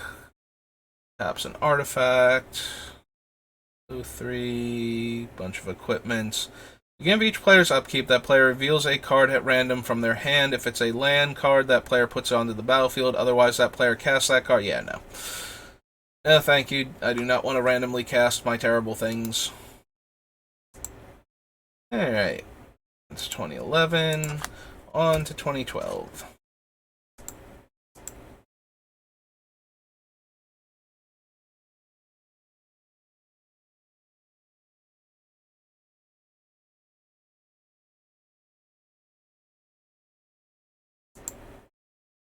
Okay, computer, you can search for 2012. Don't worry, nothing in Magic 2012 is going to hurt you. Just more Titans. Choose the creature type. Is that type? Other creatures you control of the chosen type get +1/+1. Big Spider. Autumn Veil, Bop. Whenever a creature enters the battlefield under an opponent's control, you may have that player lose 1 life. Reprint from Shards of Alara, and I don't think that's doing nearly enough at 1 life per turn, maybe 2. Cast a creature, vampire creature has Bloodthirst 3. Bloodthirst, big old 4/4. Brindlebore again. The zombie version of the Abyss. 6/6 Bloodthirst Trample. Firebrand is the one that copies spells. So I always like this Chandra. I tried to make her work in standard with Vault Surge and the 1 mana 1/1 vampire that can't be blocked by humans, Stromkirk Noble. Yeah, I tried to make a standard deck that had like the Bloodthirst creatures, that one, this Chandra, and Vault Surge, and it did not work. Good times though. I like that deck. It just didn't do anywhere near as good as I thought it was going to do. Whenever opponents dealt damage by a red instant or sorcery, I'll let you cast it from the graveyard because it's a Phoenix, right? Creature without flying attacks you or planeswalker you control, deals 1 damage to that creature. Nowhere near good enough. Deals X damage to target creature or player, and you gain. Oh, right. This is Consume Spirit again. Target creature gains haste. There's the crown. 7/4 trample. When it attacks, sacrifice it at the end of combat. Can do better than that. 2/1 flying. Sacrifice a creature. Gets +1/+1 until end of turn. Distress. Doomblade. Double Chant. There's Drifting Shade again. Hexproof. Elder's power and toughness are equal to the number of forests you control. Bloodthirst and flying. Flame Blast is a reprint, so we can always add it in there. Does it have to be to defending player? No, it's just a target creature or player when it attacks. Furyborn is a 6/6 flyer with Bloodthirst 6. Also like this Garrick. This Garrick has a lot of card advantage going on for him. Notably, if we cast him, the easiest number we would be able to draw is 4 consistently. A lot of our creatures are in like the 4 to 6 range that we would have for large creatures we want to be able to cast. And again, Obliterator. Not Obliterator, that. Although Obliterator will probably make it into the deck too, but Negator. Negator is the one I most want to run. Give that one to the opponent and force them to attack with it, and when it's dealt damage, they lose that many permanents. But yes, Obliterator to give to the opponent to make the defending player sacrifice that many permanents also has a very high chance of making it in for the same reason. 3/2. Alright. Do I want this Garrick as a way to fairly consistently be able to draw 4 cards, if nothing else? We can add him to the list. We can always cut him later if we don't have room or if we have better card draw. So this is Primal Hunter.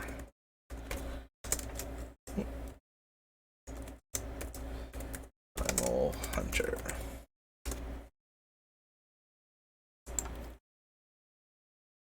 Let's us play creatures off the top of our deck, so no. Good old Giant Spider, 1/1 Hexproof.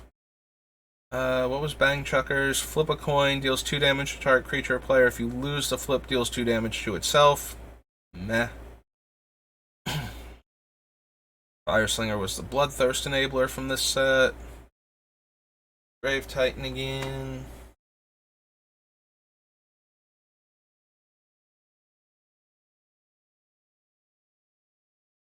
Grim Lavamancer reprint. Whenever target creature you... choose a target creature you control. Whenever it deals combat damage to a player or planeswalker this turn, draw that many cards. Make Saperlings. Bloodthirst and Island Walk. Gives out Death Touch. And there's Pentavis. 1 second.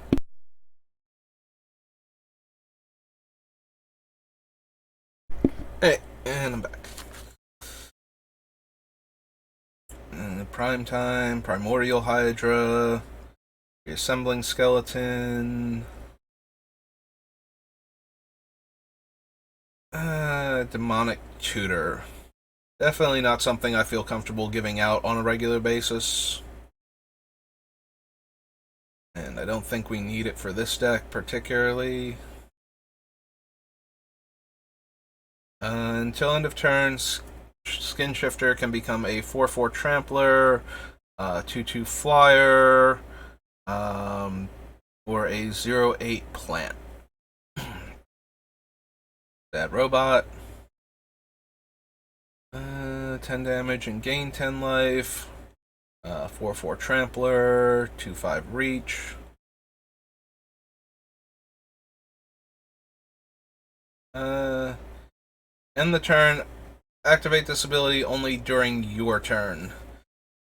Yeah, so we can't stop the bullies from exiling. There's Swiftfoot Boots, first printing. Add that to the list. Swiftfoot Boots. Just to protect our bullies.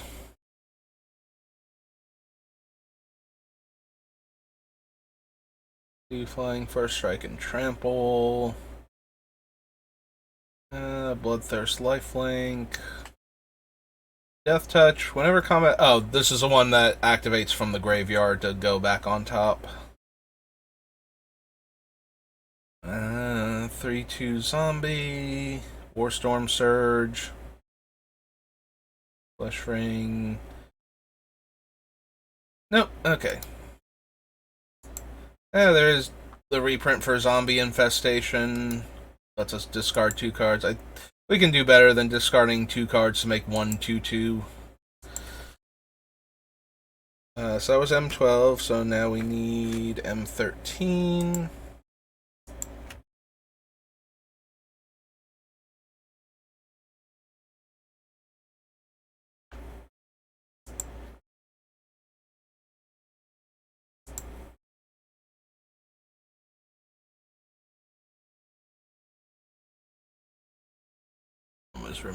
Memorial, Arbor Elf.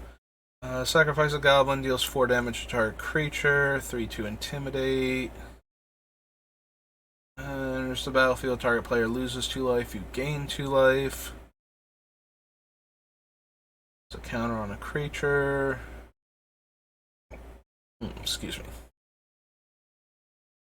Chandra again. Puts counters on itself.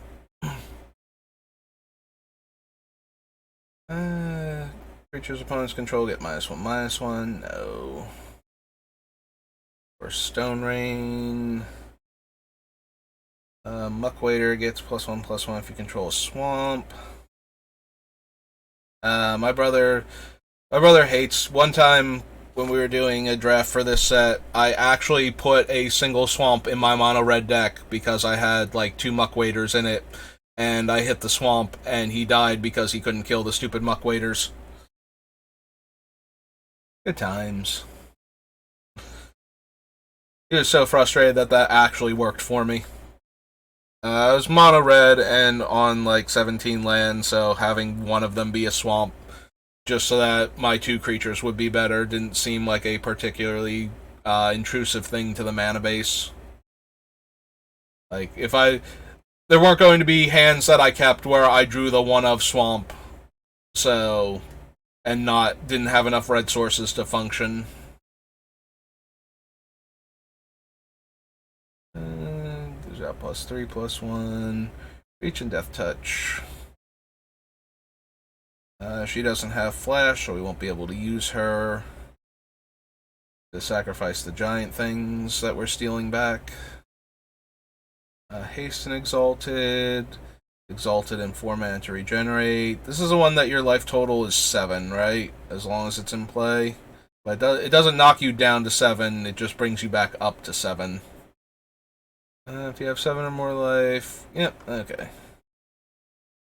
Not quite doing what we need it to do.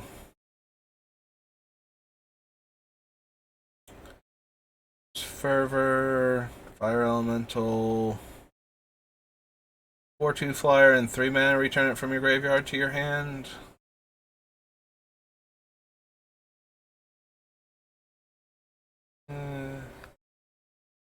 But X 1/1 saplings, where X is the greatest power among creatures you control.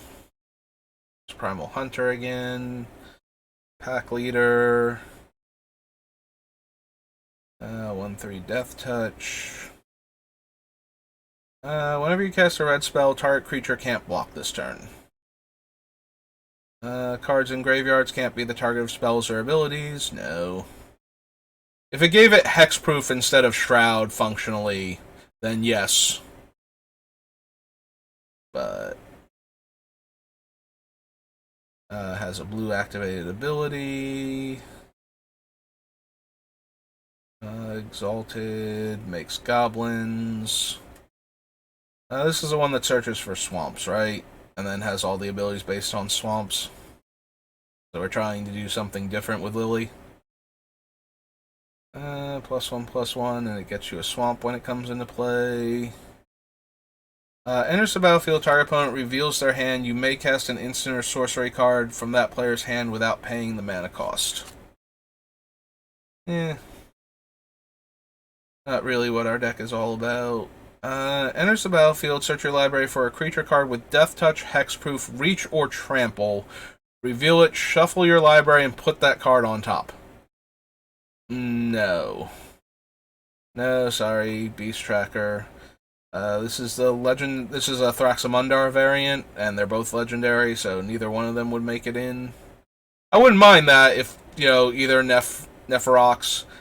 Sire of Insanity is on the list. We did add him as the big dumb demon that makes everybody discard their hand. +3/+3 until end of turn. Each creature your opponent controls blocks this turn if able. Primal Clay reprint. 3/3 hexproof. Quarian Dryad is casting other color spells. Haste and attacks each turn if able.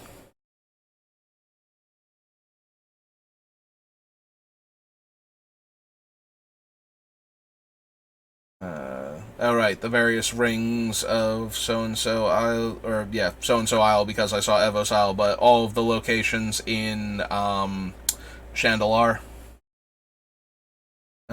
Gives Trample. Red one gives, Haste. And the black one lets you pay 2 to regenerate it. Yeah. Roaring Primadox. At the beginning of your upkeep, return a creature you control to owner's hand. Sarah Spider. Shimmy Inspector. That player reveals their hand. You choose a non-land card. This is the one that strips all of the ones with that name from the hand and deck. I think when we saw this one last time, we were like, yeah, we don't want Shimmy Inspector, primarily because the players might take too long using it without it adding much to the discard effect. I guess you get to get the one card out of their hand, but then now you have to wait while the player searches through the entire other player's deck, reads cards, does other things. I did recommend this if your playgroup's less likely to just sit there for 10 minutes while the one person goes through a deck, but Silklash Spider. Sleepy Time Dragon. 4/2 Trampler. Good old Staff of Nin. Stuffy Doll. Tharagtusk might be way too friendly to give out. Notably, though, if we can steal it back, we get the 3/3 Beast token, so that's not giving them 5 life, and then making them try and attack the other player is not the worst, but we've had better options so far.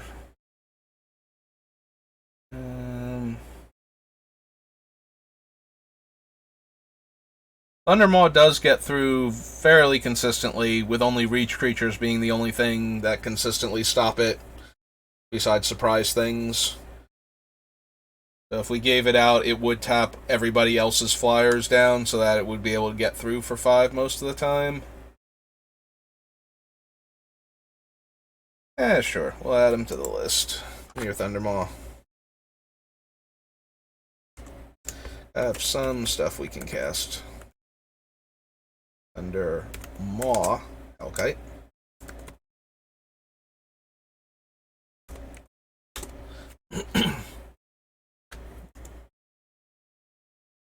Cares about the number of creatures with its name. Tormented Soul is unblockable. Trading Post is one of my favorite cards ever printed. Malignus made it onto the list. I need more ways to make sure it's going to be unblockable for it to matter, but yeah, Malingus, and I keep meaning to go back and add the, you mean Malfagor? Because Malfagor is legendary, so we can't force players to put it into play. I'm going to assume you meant Malfagor, the demon dragon guy.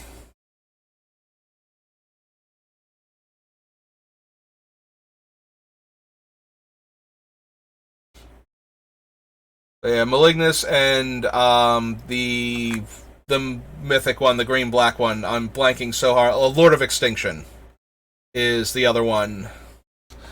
That just because they're incredibly large, and if we can make them unblockable, they will one-shot a lot of players. Can't block. Whenever a swamp enters the battlefield under your control, you may return it from your graveyard to your hand. I forgot that card even existed. Discard a card and draw 2 cards. Wits End, Worldfire, 3/6 Death Touch, and turns things into statues. Alright, so that was M13.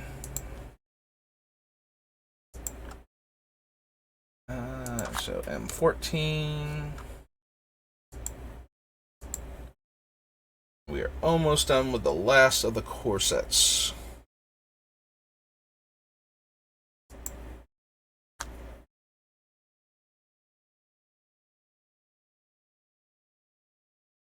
Life can definitely make it in, Life from the Loam. Since I know I don't have my chat on the screen for anybody watching. Life from the Loam can make it in as a way to mill the cards directly into our graveyard. I'm more excited for cards like the Fauna Shaman, and then possibly the Exodus Rare, Survival of the Fittest, since that will let us just tutor the things directly into our graveyard. Magus of the Order requires another green creature to sacrifice to it, and then it's putting the card directly into play, and a lot of our cards we don't want to put into play to begin with. We, like, under our control anyway. We're trying to put giant things under the opponent's control. Like, one of the biggest drawbacks of this deck that I've been trying to pay more attention to as I build it is not overloading the deck with creatures that I can't cast. Do you discard for Magus of the Order? I thought you sacrificed it and another green creature you control, and then search your deck for a green creature. I don't think the Magus makes you discard a card in order to activate her. I think she's just sacrificed her and another green creature to search your deck.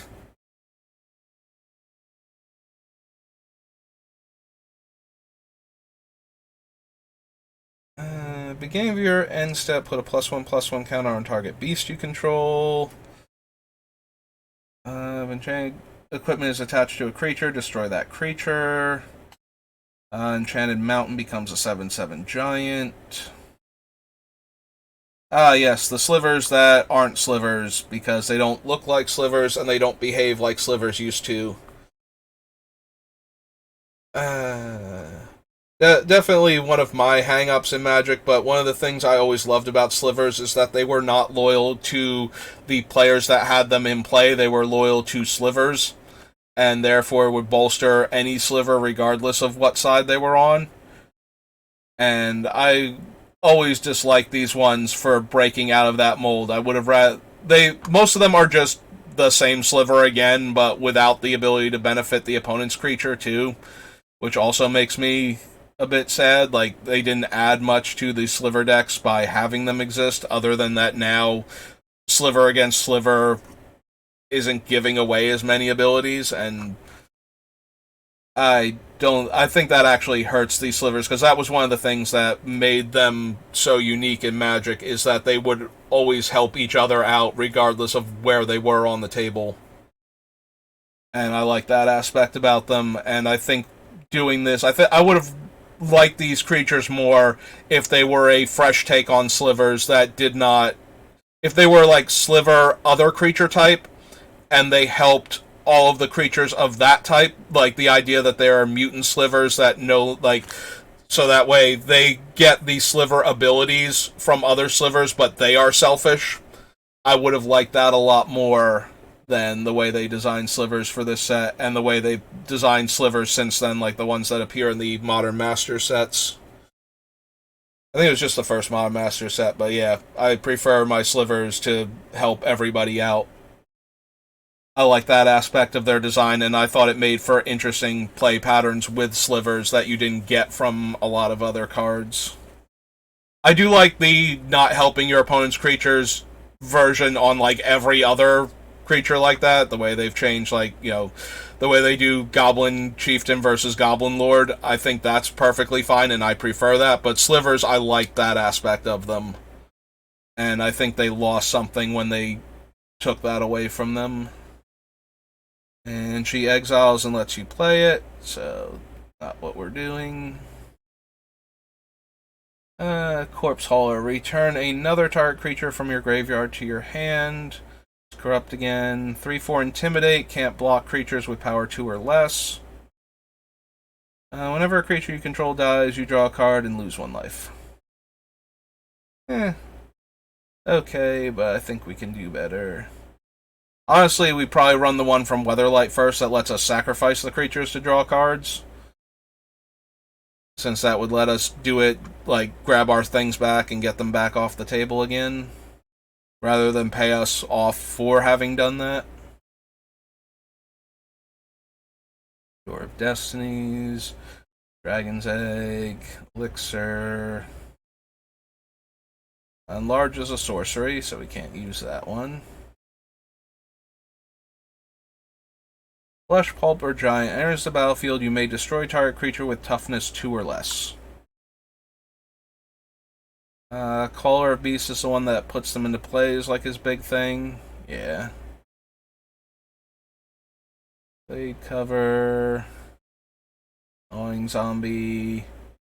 Creature attacks this turn if able. Slivers you control have trample. Starts off as a defender. Beginning of your upkeep, look at the top card of your library. If it's a land, put it on the battlefield. And 3/3. Enters the battlefield, target opponent, and it can get green creatures, so probably not. Deals combat damage to a player. That player discards a card, and you get a 2/2.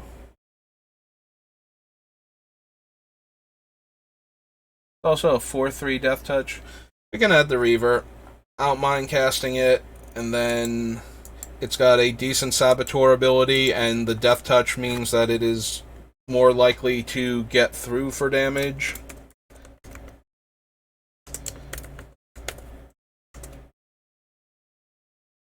So if we want to be friendly when we're giving stuff out, that one seems fine. Attacks each combat if able, unless you control a creature named Advocate of the Beast. Mark of the Vampire. Megantic Sliver gives all slivers +3/+3. Whenever an opponent casts a white or blue spell, or instant or sorcery spell specifically, deals 2 damage to that player.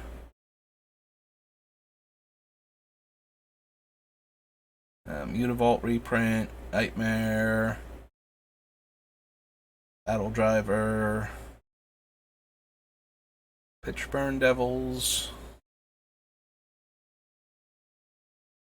And, oh, we're not at the end. We're at the end of page 1. Ratchet Bomb. Hi, Ratchet Bomb. 4-1. Planar Portal, but only 3 uses. Rootwalla. 4 mana, 4-4. Scoos. Scourge or another dragon enters the battlefield under your control, deals X damage to target creature or player, where X is the number of dragons you control. Enters the battlefield, destroy target non-demon. If the Beamtown Bullies were a demon and not a devil, I would definitely include this one as another creature that can. I mean, we can try running it with the idea that we'll be trying to give the Beamtown Bullies hexproof anyway, or Shroud. And then it's an okay creature. And then when we cast it, we'll be able to sacrifice it because we won't have. Yeah, it's sacrifice a creature, so we would be able to sacrifice Shadowborn Demon if we wanted to. I can add it to the list and see if it's going to be relevant or not. So, Shadowborn Demon.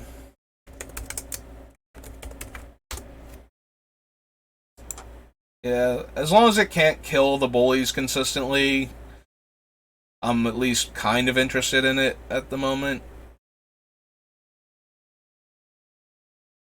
Land enters the battlefield under your control, you get a 1-1. All of the staffs.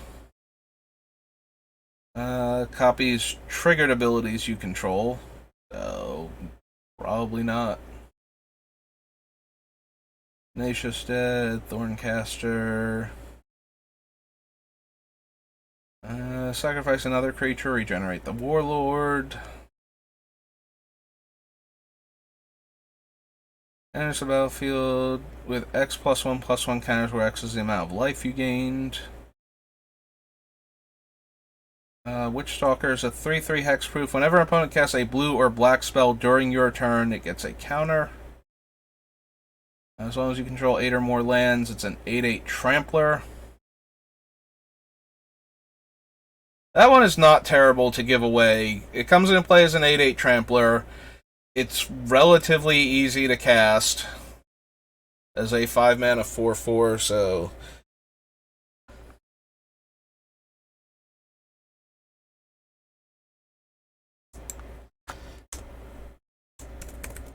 Is it Woodborn Behemoth? It'll probably be a cut by the end of it. We will have better stuff to do that we can safely play from our things, but it is a very large trampling creature, which a lot of the large creatures that we've been looking at have not actually had trample.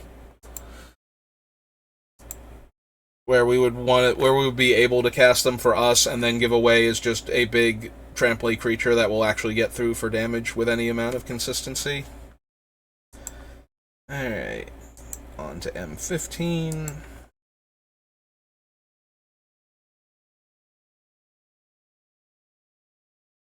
Like, they've either been terrible for us to bother casting, or not particularly great to give away. So, having one that's actually a reasonable casting cost for the amount of power it will probably have. Can't play land, sacrifice a land, draw 2 cards. 2-1. Whenever a creature opponent controls dies, gets +2/+0 and gains first strike and haste until end of turn. 6/5 with regeneration. A few more slivers. 2 mana, sacrifice another creature, put a +1/+1 counter on it, and you gain 2 life. Whenever it attacks, gets +2 power. Whenever an aura becomes attached to it, makes a little dragon. 4/5, and for 7 mana gets a counter. There's a battlefield tapped, isn't helping us. Can't be blocked by more than one creature. Word of Calling. Cone of Flame, Covenant of Blood. Convoke, target creature gets +1/+0 and gains first strike. Buffs dragons. Pay life, it gets a counter. Remove X counters from it. Deals X damage to target creature. Nope. Beginning of your upkeep, if an opponent lost life this turn, put a +1/+1 counter on target creature you control. Convokes and makes beast tokens.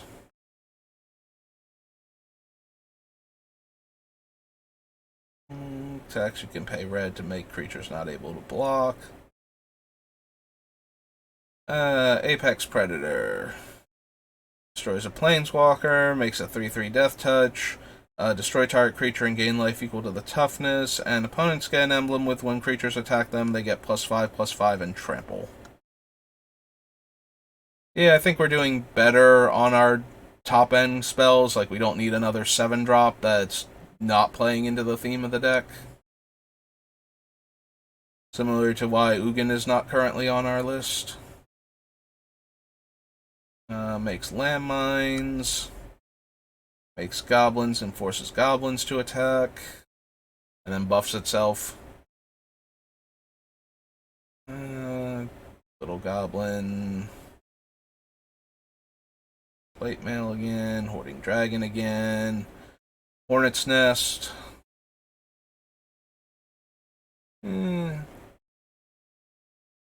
Garrick's Wake. Beginning of your upkeep, so never triggers.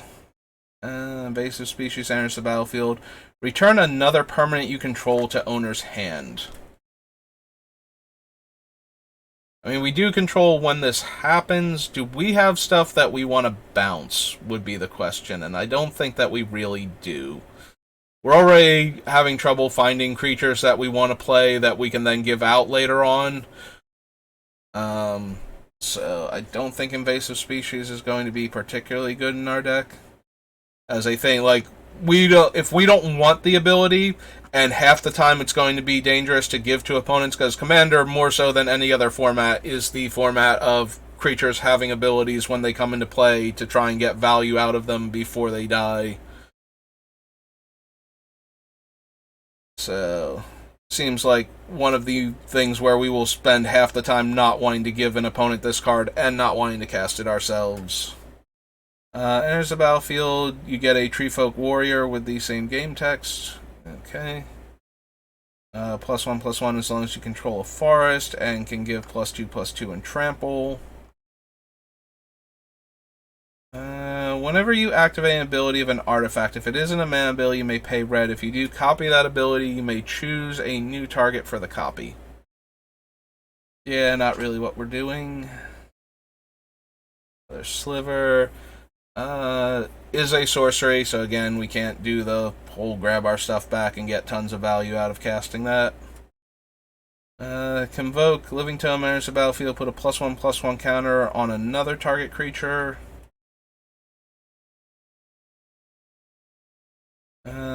Gets +1/+0 and trample. Enters the battlefield, you lose 3 life, and it's a 3/3 flyer. Was this thing a reprint? Was this thing from Scars of Mirrodin or something? I feel like it was. Oh no, it is only from M15. So it's an evasive threat that makes the person we give it to lose 3 life. I don't know if that's quite enough. It's okay. If we wind up doing more things with the Monarchy as a way to benefit other players, I could see this thing making it into the deck just because it's an evasive creature that can get them the Monarchy while still causing them to take damage in the process. So... Assistant enters the battlefield, put the top 3 cards of your library into your graveyard. I'm pretty sure there's one that is like this, but also when it dies, and I don't think that one made it into our deck either, so... discard a creature card, draw a card if you discarded a zombie in this way. So this lets you... This gives all of the creature cards in your hand cycling black and 1. And we definitely want to discard cards for value. We probably won't get the zombie too often, because we haven't been picking very many zombies. but I'm okay with that. Being able to draw fresh cards while getting the things we want into the graveyard is always where this deck wants to be. And +1/+1 as long as you control a mountain and can deal 2 damage. This Nisa is target land becomes a 4/4, untap 4 lands, search your library for any number of basic land cards, put them onto the battlefield. Those lands become 4/4 elemental creatures with trample.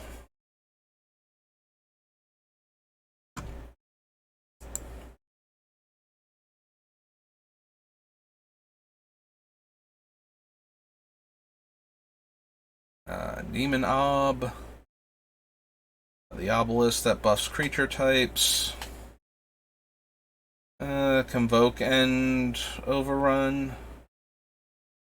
Paragon of Eternal Wilds. Other green creatures you control. Oh, right, the Paragon was a cycle of things. Another target green creature you control. Yeah, it specifically has to be you control. So we can't give out trample that way anyway. Exile Vault and exile all non-land permanents. Evoker, Phyto Titan's just a 7/2 that can come back.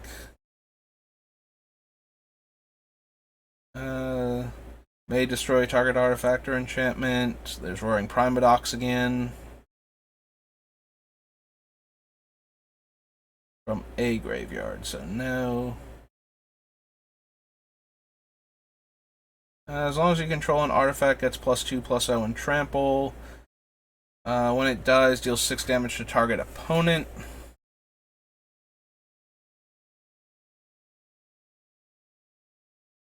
Uh, 4/3, pay 2 life to gain flying.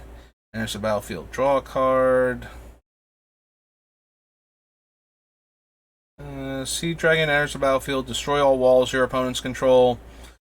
Attacks if defending player controls no walls, deals 2 damage to each creature without flying that player controls. Again, I think Massacre Worm is just better, although this is hilarious if you play against a Arcades the Strategist deck a lot, and you want a way to... If that deck gives you a lot of problems in your playgroup, this is actually a better card against that deck, while still doing similar things to Massacre Worm. Yeah, he is Siege Dragon. This version, in that particular circumstance, I think he would be doing better than Massacre Worm, and you might want to swap the two out. But I don't need to hose the one guy that I know that plays an Arcades deck like that hard. So just keep on going.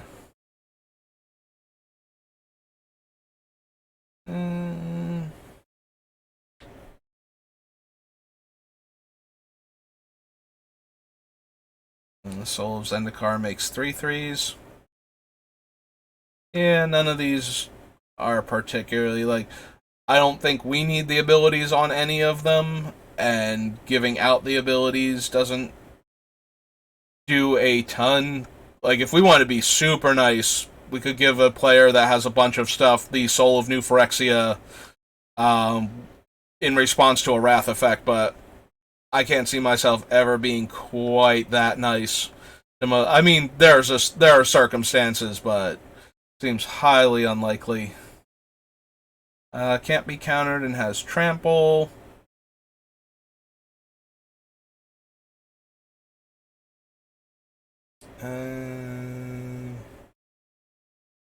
There's a battlefield with a number of +1/+1 counters equal to the number of creature cards in all graveyards.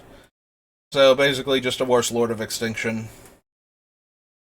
There's Urborg. Vine Weft, Walking Corpse, Walls, Waste Not, has Convoke, 2/3, Hexproof, and until end of turn loses Hexproof and gains First Strike and Death Touch. Isan, and we're done. Alright. That was M15. And now for Origins.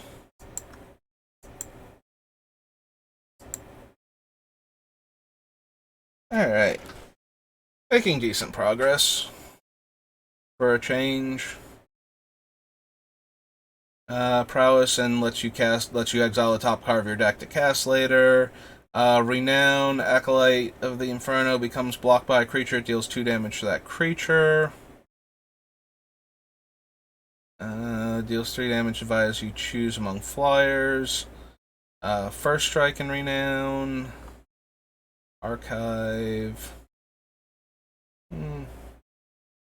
Beginning of your draw step, draw 2 cards. At the beginning of your end step, discard your hand. Yep, okay. That seems like one of those things we want to give out. So notably, we want the trigger to go on the stack and be controlled by our opponent before we steal this back, but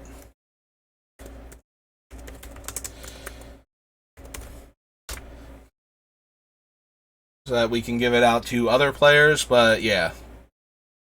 Nukes their hand and is a 4/4 flying threat that we can give away. Seems okay. 1 damage to target creature or player. Cares when enchantments enter. 3/2 menace.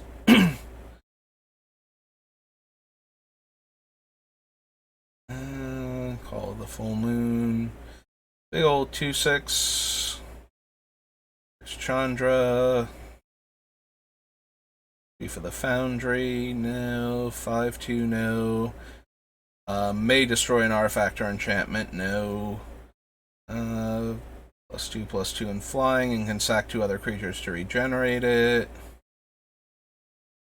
If there are 2 more instant or sorcery cards in your graveyard, regenerate each other creature you control. Petition, great combo enabler for like storm decks and whatnot. Doesn't really help what we're doing though. Dies, target opponent discards a card. No. We're giving away creatures, not enchantments. Sorry, Lily's Demonic Pact. Nope. Wynan. Vermahillion. If another red source you control would deal damage to a permanent or player, it deals that much damage +1 to that permanent or player instead. So no. If it actually worked with itself, maybe. As long as your opponents control no creatures, this is indestructible. Whenever a creature card leaves an opponent's graveyard, you may discard a card. If you do, return Titan from your graveyard to your hand.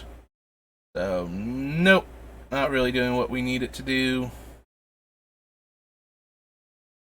Reveal cards from the top of your library until you reveal a creature card. Put that card into your hand and the rest on the bottom.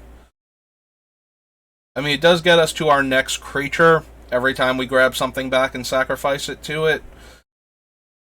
I still think we have a few other cards that I like better for being the sack outlets at that point. The only reason why I would even consider Evolutionary Leap is the same reason why it's so mediocre compared to the cards that it's mimicking, is that you're losing the creature from play, so you had to invest the mana into it, and then it's not giving you the creature into play because that would be way too powerful. So, as we have proven with cards like, like Luca being able to consistently tutor up things like Cosima the World Serpent. You don't want to give players in Standard a way to cheat mana cost anywhere near that hard, because they will make decks that fit the criteria. They will just make token makers that aren't themselves creatures, and then feed those to this thing in order to put giant creatures into play otherwise. But because they have to play around that, the card was always super mediocre. And but for this deck, at least we want the creatures going to our hands. It would actually be bad if they went to play. So that's why I stopped to consider that one for a little bit. But I still think I like some of our other chosen sack outlets better for this deck. What we're getting from those. Can gain Death Touch. 3/2 haste with Renown 1. No. Lets us copy our creatures. There's Gaia's Revenge again. Aether Grid. Makes a Thopter. There's the Wiltleaf Winnower again.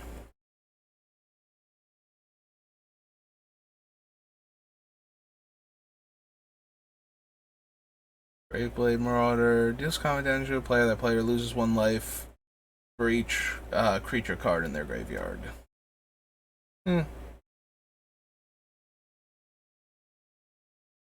Hangerback Walker. Herald of the Pantheon. Nope. 3 mana 1/4. Oh, the terrible Noble Hierarch variant. Infectious Bloodlust, +2/+1 in haste and attacks each turn if able. Oh, and then you get more Infectious Bloodlust from your deck, so. Infinite Obliteration. Each creature you control gets +3/+3 until end of turn. Oh, I think we saw this one before. There's Kothafed. Whenever a permanent owned by another player is put into a graveyard from the battlefield, you draw a card and you lose 1 life. Languish. Leaf Gilder. Lightning Javelin.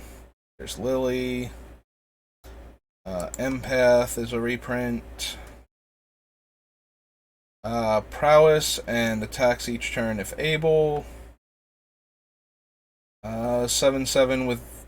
Oh wait, was it? It attacks and deals 7 damage to target creature defending player controls. So not optional, and is the defending player specifically. So I am kind of interested in that. That seems to be checking off all of the boxes that I want for. Is it Hyphen? Yeah, Hyphen Mage Ring. Responder. I think I said Attendant, but it is Mage Ring Responder. So 7 mana, 7/7. When it attacks, it will deal 7 damage to a target creature the defending player controls. So that is not optional. You must choose a creature the defending player controls and deal 7 damage to it. So even if you think I'm being mean to you and forcing you to attack your friend who you want to gang up with in order to kill me to stop me from doing all of this, you are still forced to kill their weakest creature. Or find like an 8+ toughness creature to target, so that way you don't have to. And then you're actually stopping the creature that they have that is probably the best blocker for this, if, they don't want to get killed by having to take 7 damage to the face, or come up with another chump blocker. So, either way. Very much what this deck is about. Alright, that's page 1.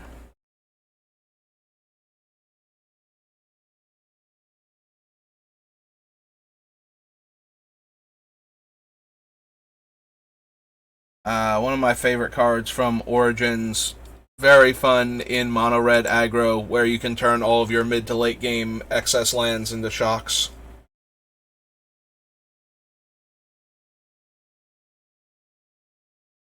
Necromantic Summons. Put target creature card from a graveyard onto the battlefield. Yeah. Not what we really need. Basswood Seer. Scryfire, reveal the top card of your library. If it's a creature card, you draw cards equal to its power and gain life equal to its toughness. Certainly a card we could theoretically use. It is a 7-drop, though. At that point, I think, we can do other stuff that draws a whole bunch of cards for less mana than this, or that has other utility. So I don't think we need to add another 7-drop. We already have so many cards at the 7 and higher mana thing. I would much rather have them be stuff that's on topic and then cut down to a handful of them. You have Hexproof. You take 1 less damage. Can't be blocked by more than 1 creature. Death Touch. Excuse me, Chandra's Parents. +2/+0 and First Strike. Prized Unicorn again. 3/2 flying enters the battlefield. Each player loses 2 life. Attacks each turn if able. +2/+0 as long as you control another artifact. Enters the battlefield. Target player puts the top 4 cards of their library into their graveyard. 4/4 Trampler with Renown. There's Rogue's Passage again. Haste, Renown. Cast a non-creature spell. If it's renowned, deals 2 damage to that player. Creatures without flying can't block this turn. I remember Shadows of the Past being a fun card in Origins Limited, just as a way to grind out the game. Enters the battlefield, target opponent loses life equal to the number of elves you control. Enters tapped. Sigil of Valor. 4/3 reach. 6 mana, 6/6 vigilance reach. Destroy target artifact and deal 3 damage. Every creature you control becomes blocked. It gets +1/+1 until end of turn. Target creature you control gains trample. Enters the battlefield. Target creature with power 2 or less can't be blocked this turn. There's Nisa's Sword. That's a reprint of the elf one that gets the cards off the top of your deck. There's Terra Stomper again. Each player shuffles all cards. This is going to put stuff into play, right? Onto the battlefield. I mean, we would get to choose, but we're so likely to get stuff that we don't want to put in that card will almost always put us behind. Attacks each opponent who doesn't control an elf loses 1 life.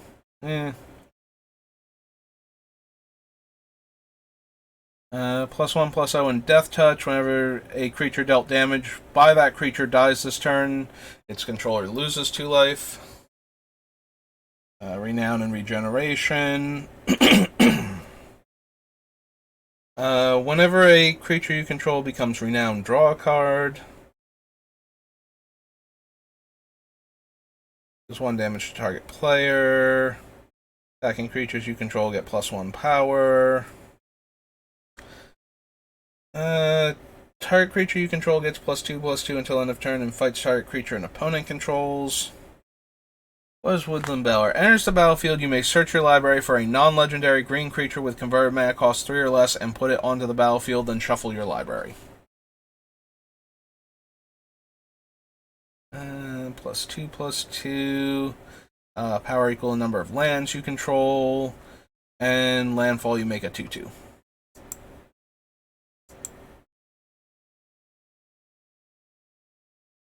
Alright, so that was Origins, so we made it through. I think that's the last core set variant.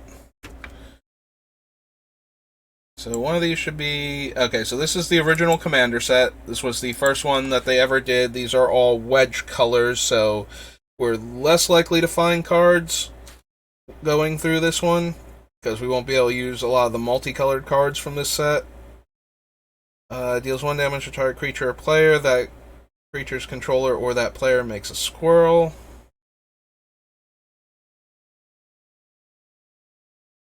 Avatar of Slaughter is all creatures have double strike and must attack.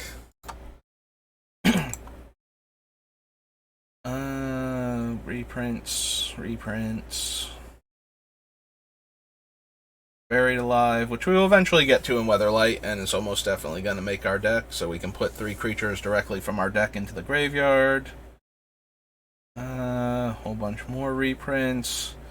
Command Tower. We did actually add Command Tower, right? Like, if we go down to the Commander sets.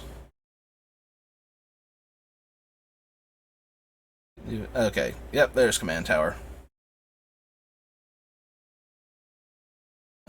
Death by Dragons. Each player other than target player gets a 5/5 dragon. Enters the battlefield if you cast it from your hand, so no. Unfortunately not. Tractor Demon is already on our list.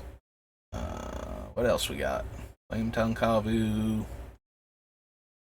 Furnace Whelp. Goblin Cadets.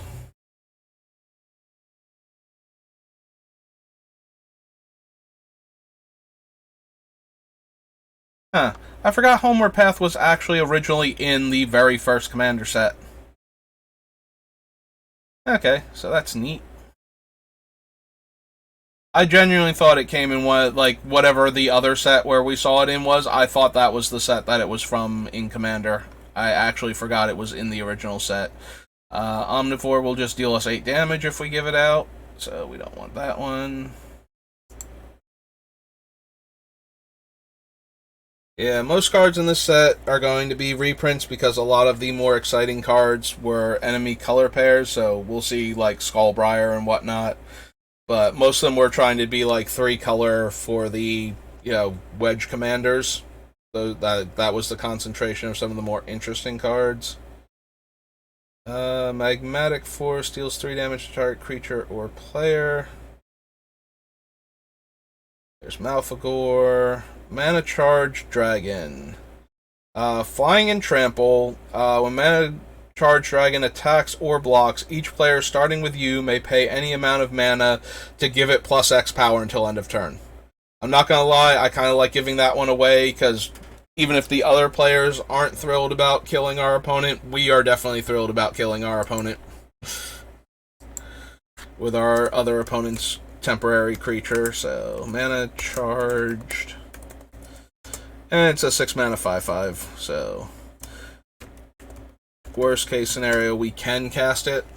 Also, if we're attacking the player that's super ahead, other players might actually help us out, dealing a lot of damage to that player.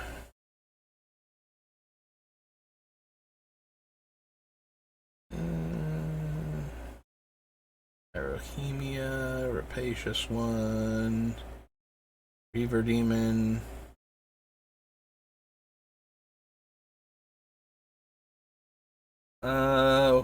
One-Size Spectre deals combat damage to a player. Each opponent discards a card. Each player who discarded a card with the highest converted mana cost among cards discarded this way loses life equal to that converted mana cost.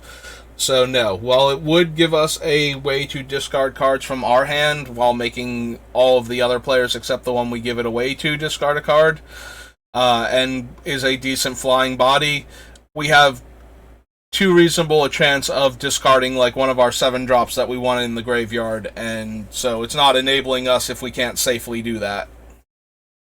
Power and toughness are equal to the number of cards in that player's graveyard. Whenever that player casts a spell, they mill the top card of their deck. Yeah, we have better options for this kind of giant creature. Starting with you, each player may pay any amount of mana. Each player puts the top X cards of their library into their graveyard, where X is the total mana spent. Nope. Oh, there's Skullbriar, but we're not doing any counters matter theme, so we can just keep going. There's Stranglehold. Biotic Worm.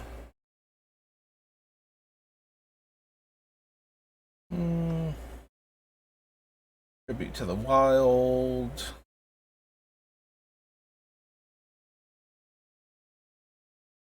Vivid Lands. The various Vow cards. And I think that's it. Yep. Okay. So that was Magic the Gathering Commander. So this one should be, Conspiracy. Original Conspiracy, because it is Magic the Gathering Conspiracy. Alright, so this is where the, what's its name originated, the Monarchy. So we'll have to see if there are any fun cards to give the Monarchy out. Right? This was the first time we had Monarchy cards. I don't think they waited until the second one for it to appear. I could be wrong about that. I might be horribly misremembering, and then I'll feel kind of silly. So notably, there is the one looter in this set that has an effect when you draft it, but is also a 3 mana 2/3 that taps to loot a card. So that could possibly make it into the deck, since we're not running blue and we would not be opposed to looters. Trample Haste deals damage to a player. I'm pretty sure this is a reprint from one of the other sets. Discards all cards in their hand. Yeah, I think this was from like Mercadian Masks or something. Starting with you, each player votes for sickness or psychosis. Sickness, opponent's creatures get -2, -2. Oh, right. This is just if it wins. So if sickness wins, -2, -2. Psychosis wins or ties, each opponent discards 2 cards.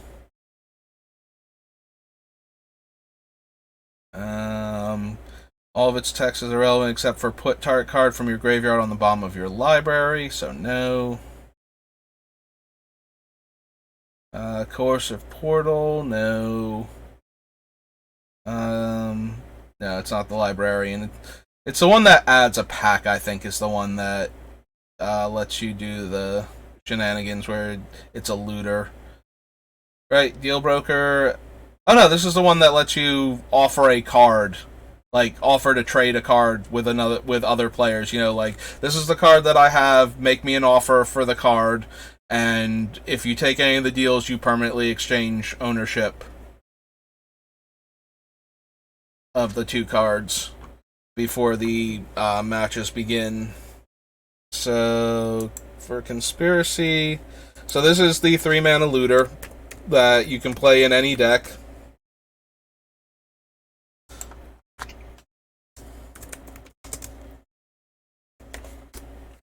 And it has a lot of other game text because of that. Because it was designed for Conspiracy first and foremost to do one of the things that people always... Conspiracy has a ton of colorless cards in it that all fall into the category of things players say they wish they could do during a draft. And, like, almost every one of those things that I have heard shown up as a card that you could do. You know, like, I wish I could take this whole pack. Well, guess what? There is a card that lets you... I wish I could take 2 of these. There's a card that lets you do that. Wish we could just add another pack, because this pack is terrible for me. I wish I could, like, trade this one card that I thought was going to be good for, like, a really good card for my deck. Yep. Every single one of those is in this set. Beginning of each end step, if a creature died this turn, you may draw a card. Alright, so I think I thought the other card was this one. They are very similar. But there was another card from one of the other sets that I thought was this card, and then it turned out that, no, that card was a completely unique card that had never been printed in another set. Enters the battlefield with X counters, remove a counter from it, target creature gets -1/-1 until end of turn, so probably don't need that one. Dethrone. Was this not... Was Conspiracy 2 the first set that introduced the Monarchy, and I'm just horribly misremembering it now? Because I associate the Monarchy with the concept of Conspiracy, because I think we should have seen at least one card that gives you the Monarchy by now. So maybe it really did just appear in Take the Crown. And I'm blanking horribly that it was never in this set. Okay. Yeah, I forgot that that was the first set to introduce the Monarchy, so there are only 2 sets really that have a bunch of Monarchy cards, and there might have been like one or two other cards that care about the Monarchy from like a Commander set. But yeah, it's just the one, like Commander Legends and the other Conspiracy set then, and we barely saw any things that really made us want to like have the Monarchy or give the Monarchy out consistently. Like we put in like the Thorn of the Black Rose and whatnot, but that's not really... We're not consistently getting the Monarchy then. Yeah, I genuinely thought that there was Monarchy cards in this set. It's been so long since I've looked at it, or I've needed to care that it was, you know, where I've been looking for Monarchy cards. I genuinely forgot that there were none in this set, because we definitely should have seen them by now. So there's Grenzo, who's not going to make it into our deck, because the last thing we want to do is randomly put our stuff into play. Dethrone creature. Get a 4/4 token into play. Starting with you, each player chooses an artifact, a creature, and a land from among the permanents controlled by the player to their left, and destroy each permanent chosen this way. Yeah, this thing only had voting and dethrone. There's Hydra Omnivore again. Ignition Team is based on the number of tap lands on the battlefield. Remove a counter from it, target land becomes a 4/4 elemental, so no.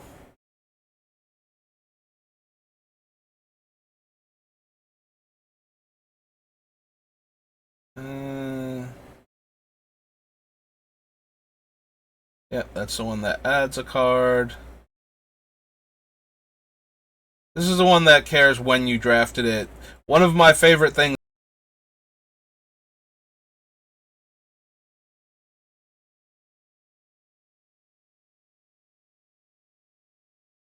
of these lurking automatons.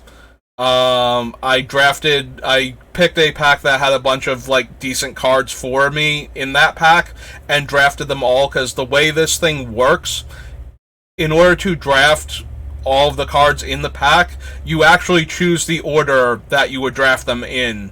So you can make Lurking Automaton the 15th card that you take out of the pack, and then all of your Lurking Automatons become 15/15s for 5 mana. So that is my fun story about Lurking Automaton. So I had like 5 or 6 of them in my deck that were 15 power creatures for 5 mana.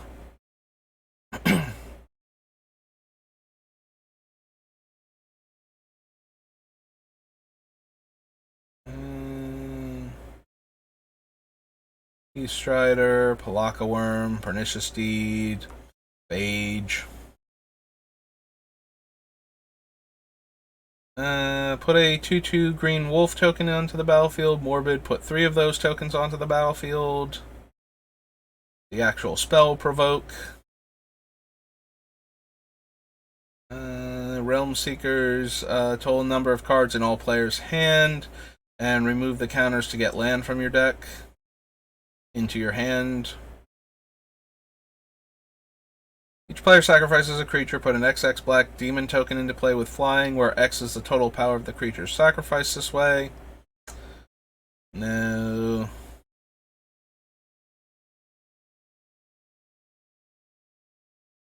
Relic Crush falls into the OK category because it lets you destroy 2 artifacts and or enchantments.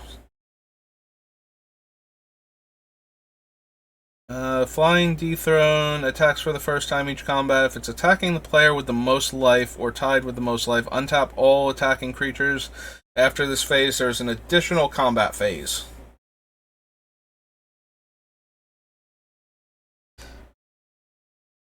I mean, probably not. It's okay, not great. Parlay, and for each non-land revealed in this way, you get a 3/3 elephant token. Enters the battlefield, each player reveals the top for each non-land. This gets a +1/+1 counter.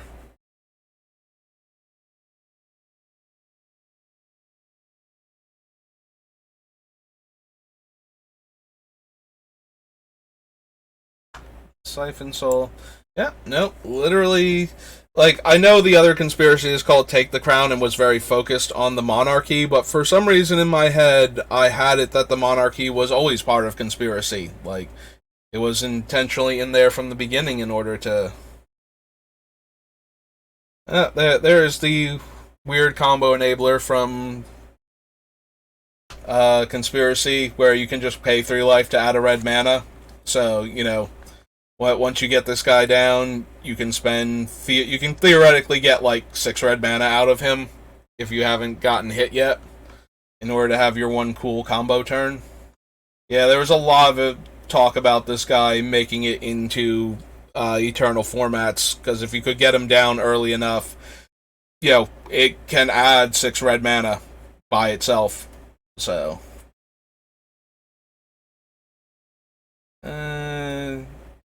opponent sacrifices a creature, or each opponent loses 4 life, so no. Vent Sentinel, Victimize. You may turn it face down. If you do, look at any unopened booster pack in the draft, or any booster pack not being looked at by another player. Another one that, players wish they could do is just like know what the card in their next pack is going to be, especially if you're drafting like, packs 1 or 2, knowing if you're going to open anything in pack 3. that you would, consider pivoting towards or something like that. You can start taking cards that would enable that afterwards. Probably one of the more underwhelming ones, both for in the draft and for outside of the draft, but still useful ability. The other ones are more along the lines of the things that I know I've heard players say on more than one occasion they wish they could do this. Alright, so that was the conspiracy set. So that is both of the Magic the Gathering. Masterpieces for Amonkhet and Kaladesh. Masters 25, and all these Masters editions are all reprints, so that brings us to Mercadian Masks. A massive drop off in power when this set was first printed. So this actually became kind of a cycle for a little bit, and it only happened twice. So, but I was expecting it to happen the third time too. So, Magic printed a very, very overpowered group of sets in the Urza's block. So Urza Saga, Legacy, and Destiny. Then they printed Mercadian Mass, which, because of the high power level of the previous set, drastically dropped off the power level because it was too much and they had to ban a bunch of cards from Standard, and that was not good for business. And then the set after this is Invasion Block, which was a very popular gold color set. And so I just described also the cycle of original Mirrodin, original Kamigawa, and original Ravnica, where original Mirrodin had a bunch of incredibly powerful cards that were all format defining and had to get banned, and then Kamigawa had a very low power level in comparison, and a lot of the cards did not see play, and then it was followed up by a very popular gold set.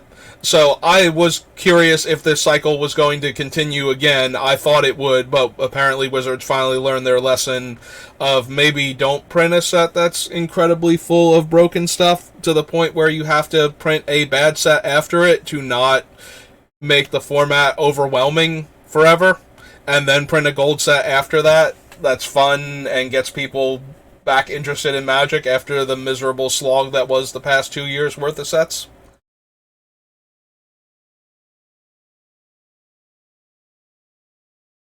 But yeah, I genuinely thought that they might do that cycle again in the future, like we might see it a third time, just because I noticed a pattern developing.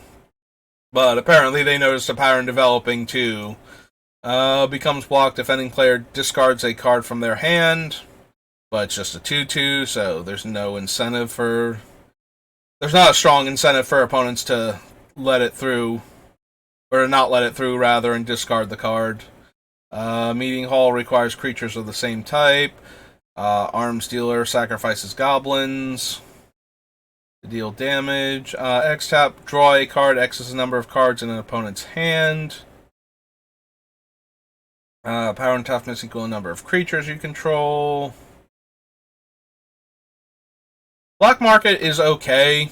Like, we grab our stuff back, we sacrifice it, we put counters on Black Market. Black Market is one of those cards whenever I'm sacrificing a lot of creatures, I genuinely consider. This used to be, like, a more dangerous card to play with, because mana burn was a thing, and it's not optional to add the black mana.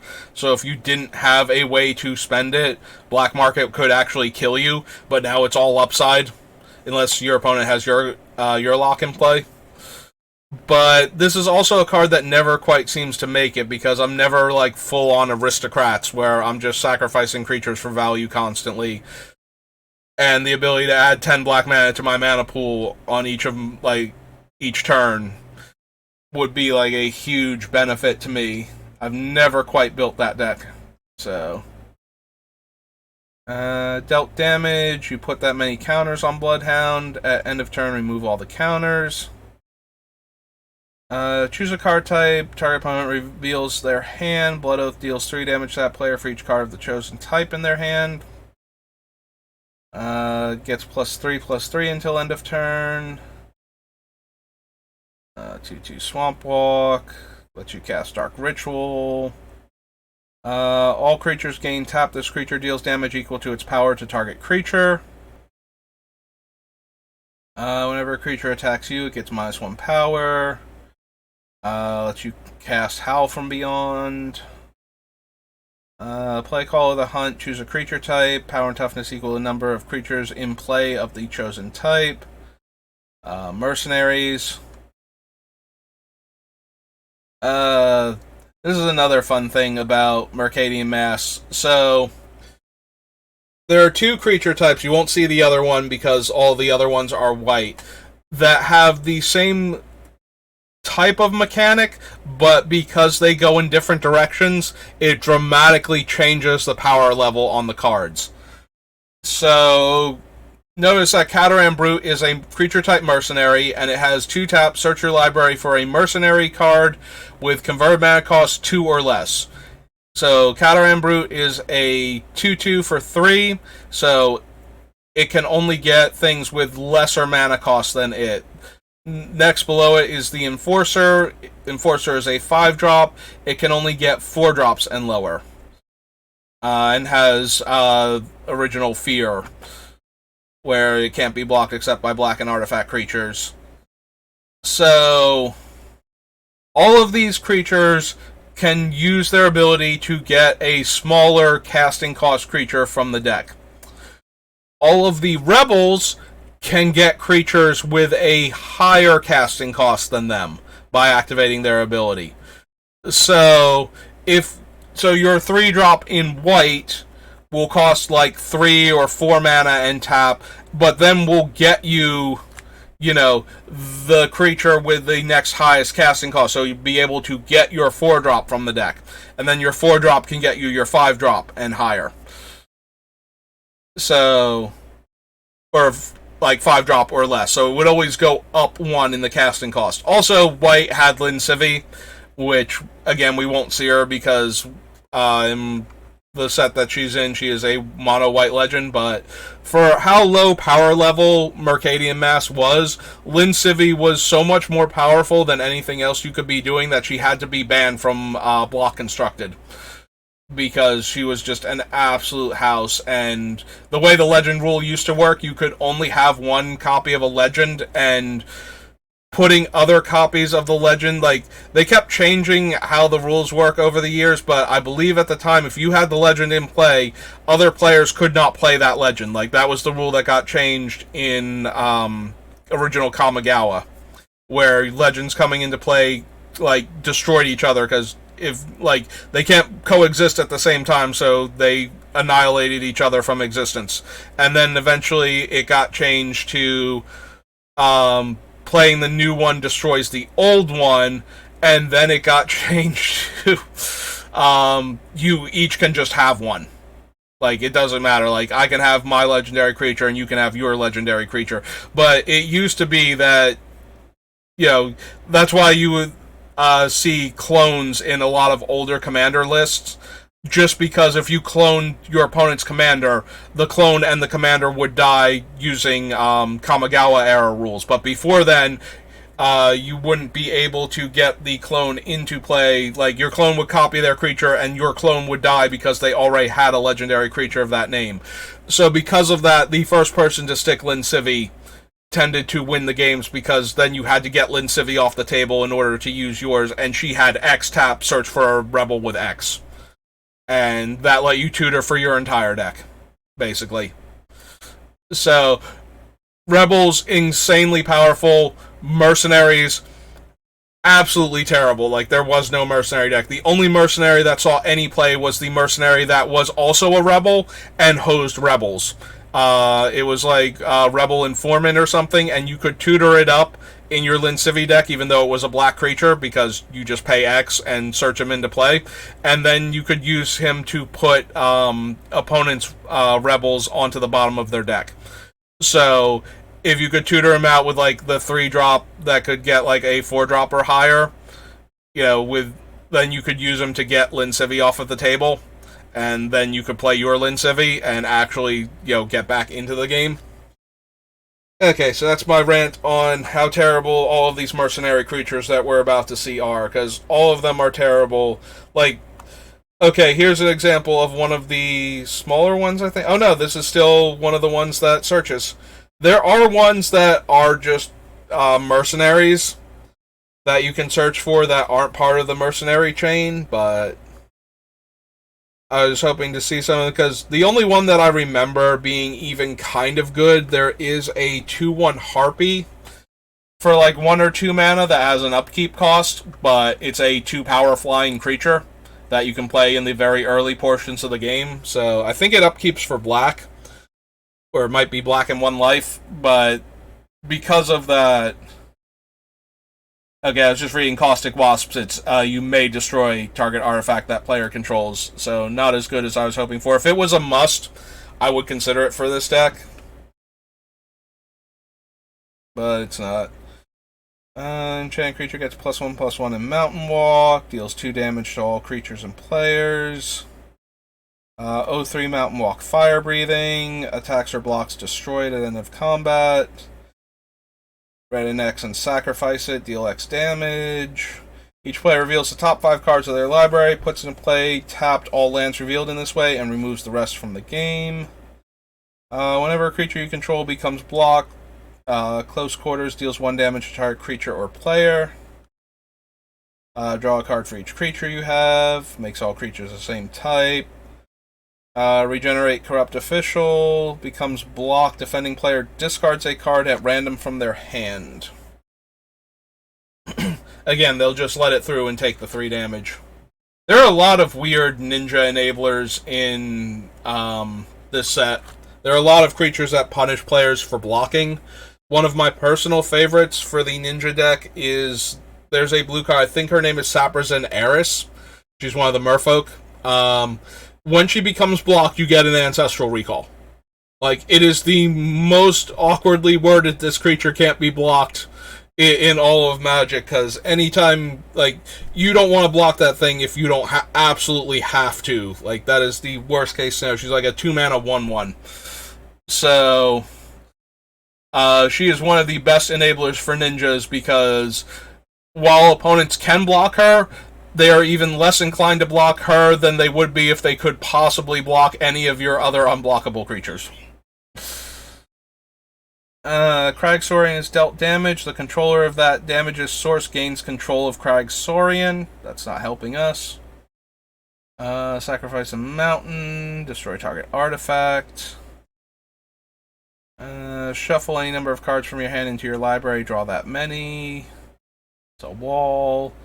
Target creature you control and target creature opponent controls. Flip a coin. If you win the flip, destroy the creature the opponent controls. If you lose the flip, destroy the creature you control unless you pay 3 and reflip the coin.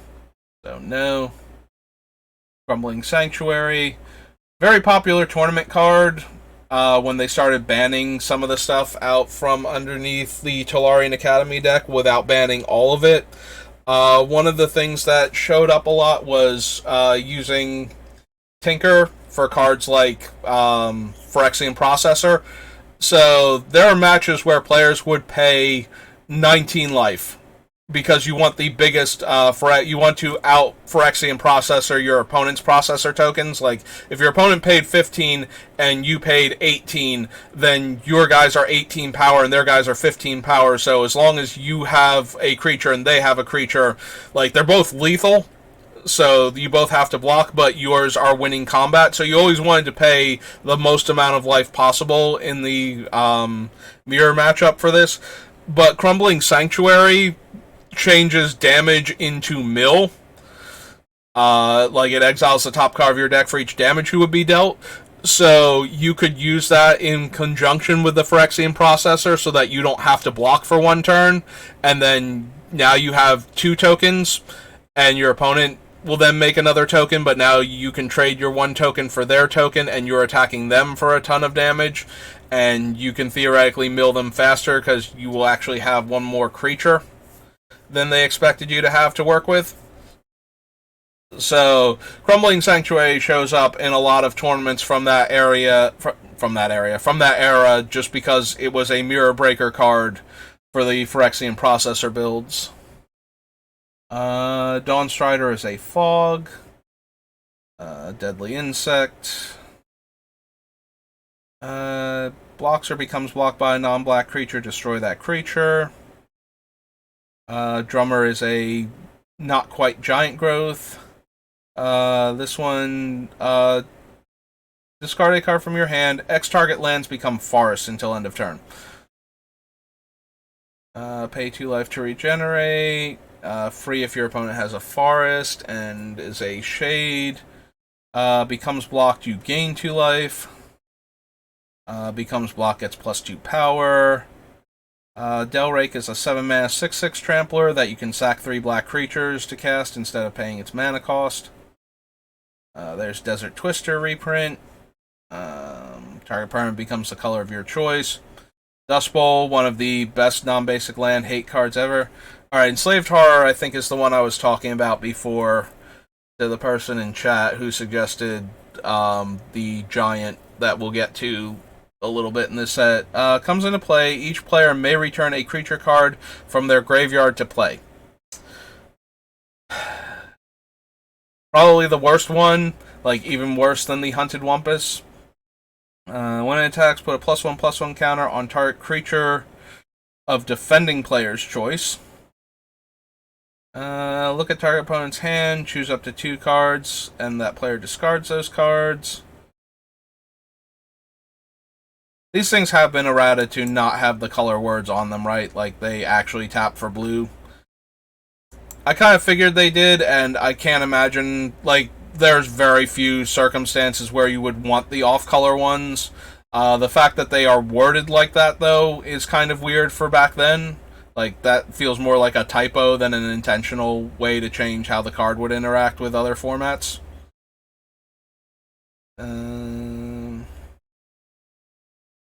Yeah, the flailing creatures allow any player to pump or unpump them, basically.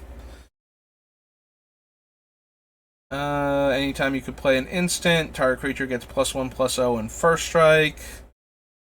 Food chain, no. Destroy all creatures with converted mana cost X or less.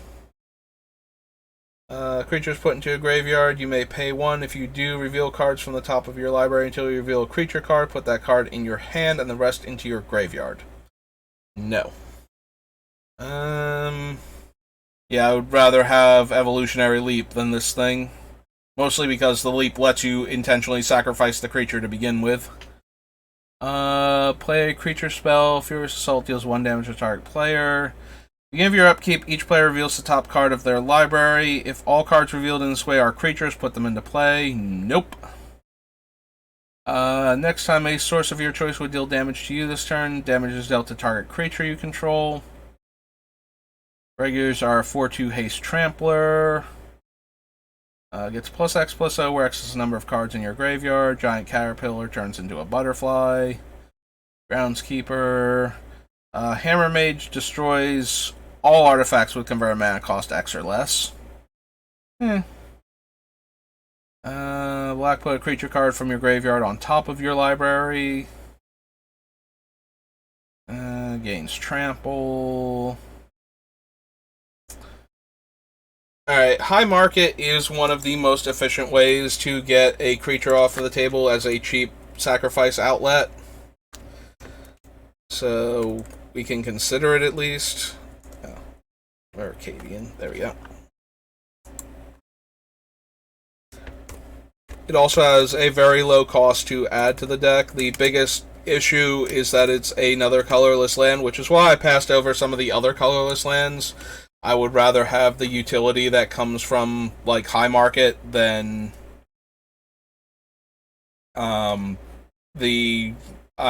like some of the other effects that we could have put in this deck. Highway Robber. See, Highway Robber is one of the mercenaries that you would most like to tutor for, but you need, like, one of the 5 or higher mana cost creatures. So there's Higher Giant. We went over this before. So when it comes into play, each other player may search their library for a land and put that card into play, then shuffle their library. This one has a much higher chance of making it into the deck that's trying to be friendly to everybody, because we also get a land from it,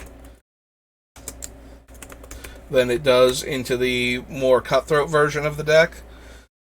but it does let us give this creature to the player with that is ramping super hard with lands, and then the rest of us will get a land from our deck, and then this thing has to attack one of our opponents. So it's a decent sized body on top of that. So definitely worth considering. Oh, is there a Bonks trying to visit? Hello, Bonks. And hello. Are you gonna say anything for the internet?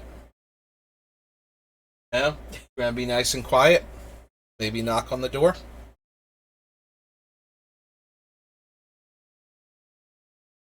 Alright, so here's Hunted Wumpus. Hunted Wumpus is a 4 mana 6/6 with the drawback that opponents get to put a creature from their hand into play under their control.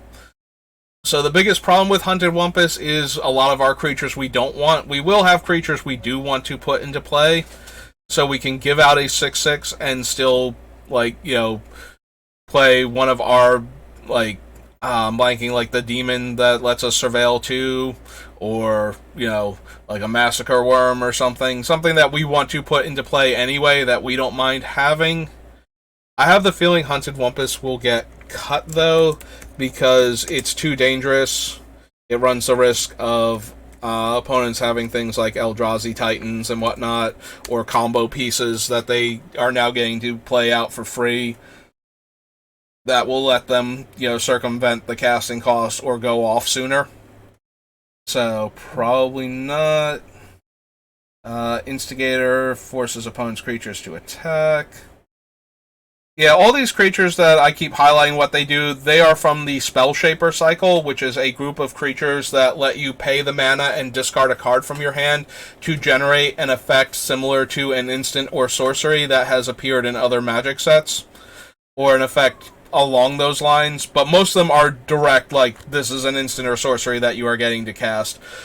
Because they let you discard cards to generate those effects, it gives us a discard outlet for value other than drawing a card if we find any of them that we are interested in. Intimidation. Creatures you control have fear. Gains first strike until end of turn. Variation on the Lucky Charm cycle, where you get to choose. She deals a damage when she copies a spell. Yeah, sometimes they don't have a straight 1-for-1 because either the effect would be too small, or the spell was already not great, or the effect would be way too great. Like, she cannot copy shock. You cannot turn every card in your hand into a shock. Even back then, that would have been too much. Like I said, that one card that I really like that turns all of your lands into shocks in the mid to late game, yeah, that card was dumb. I was actually surprised we got something that powerful in a more recent Magic set. But I love that in my mono red aggro deck.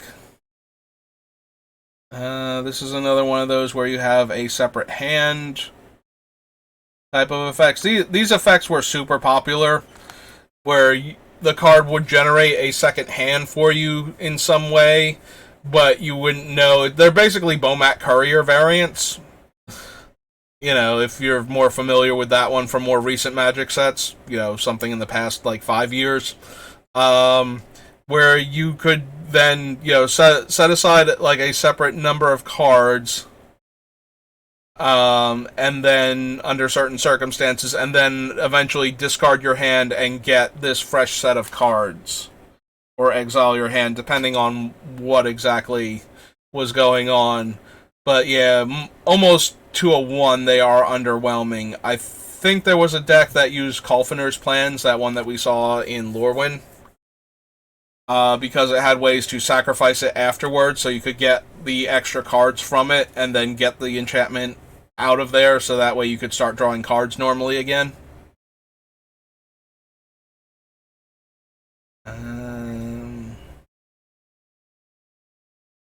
1 damage to target player.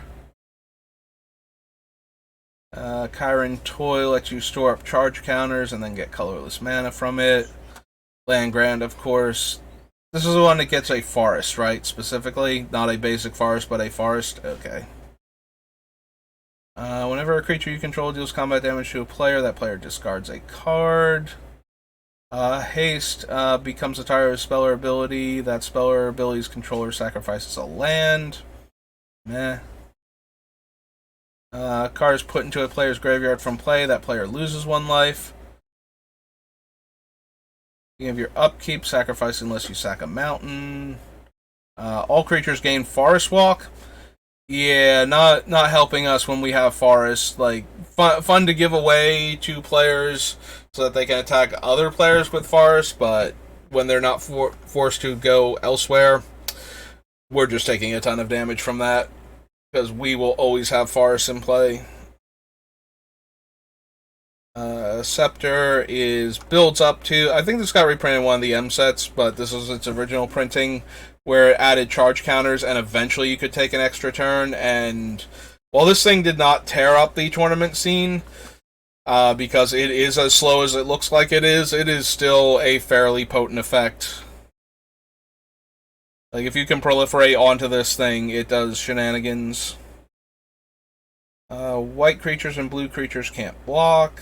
4/4 Trampler for 3 comes in play. Sacrifice unless you pay 1 for each card in your hand, so no.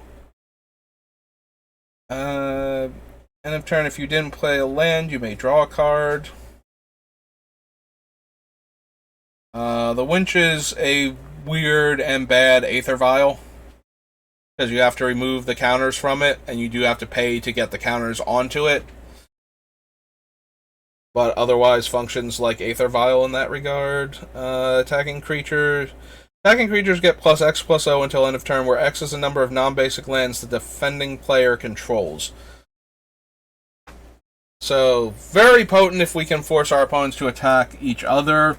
This is a much better card in the Goad decks. Hang on one moment.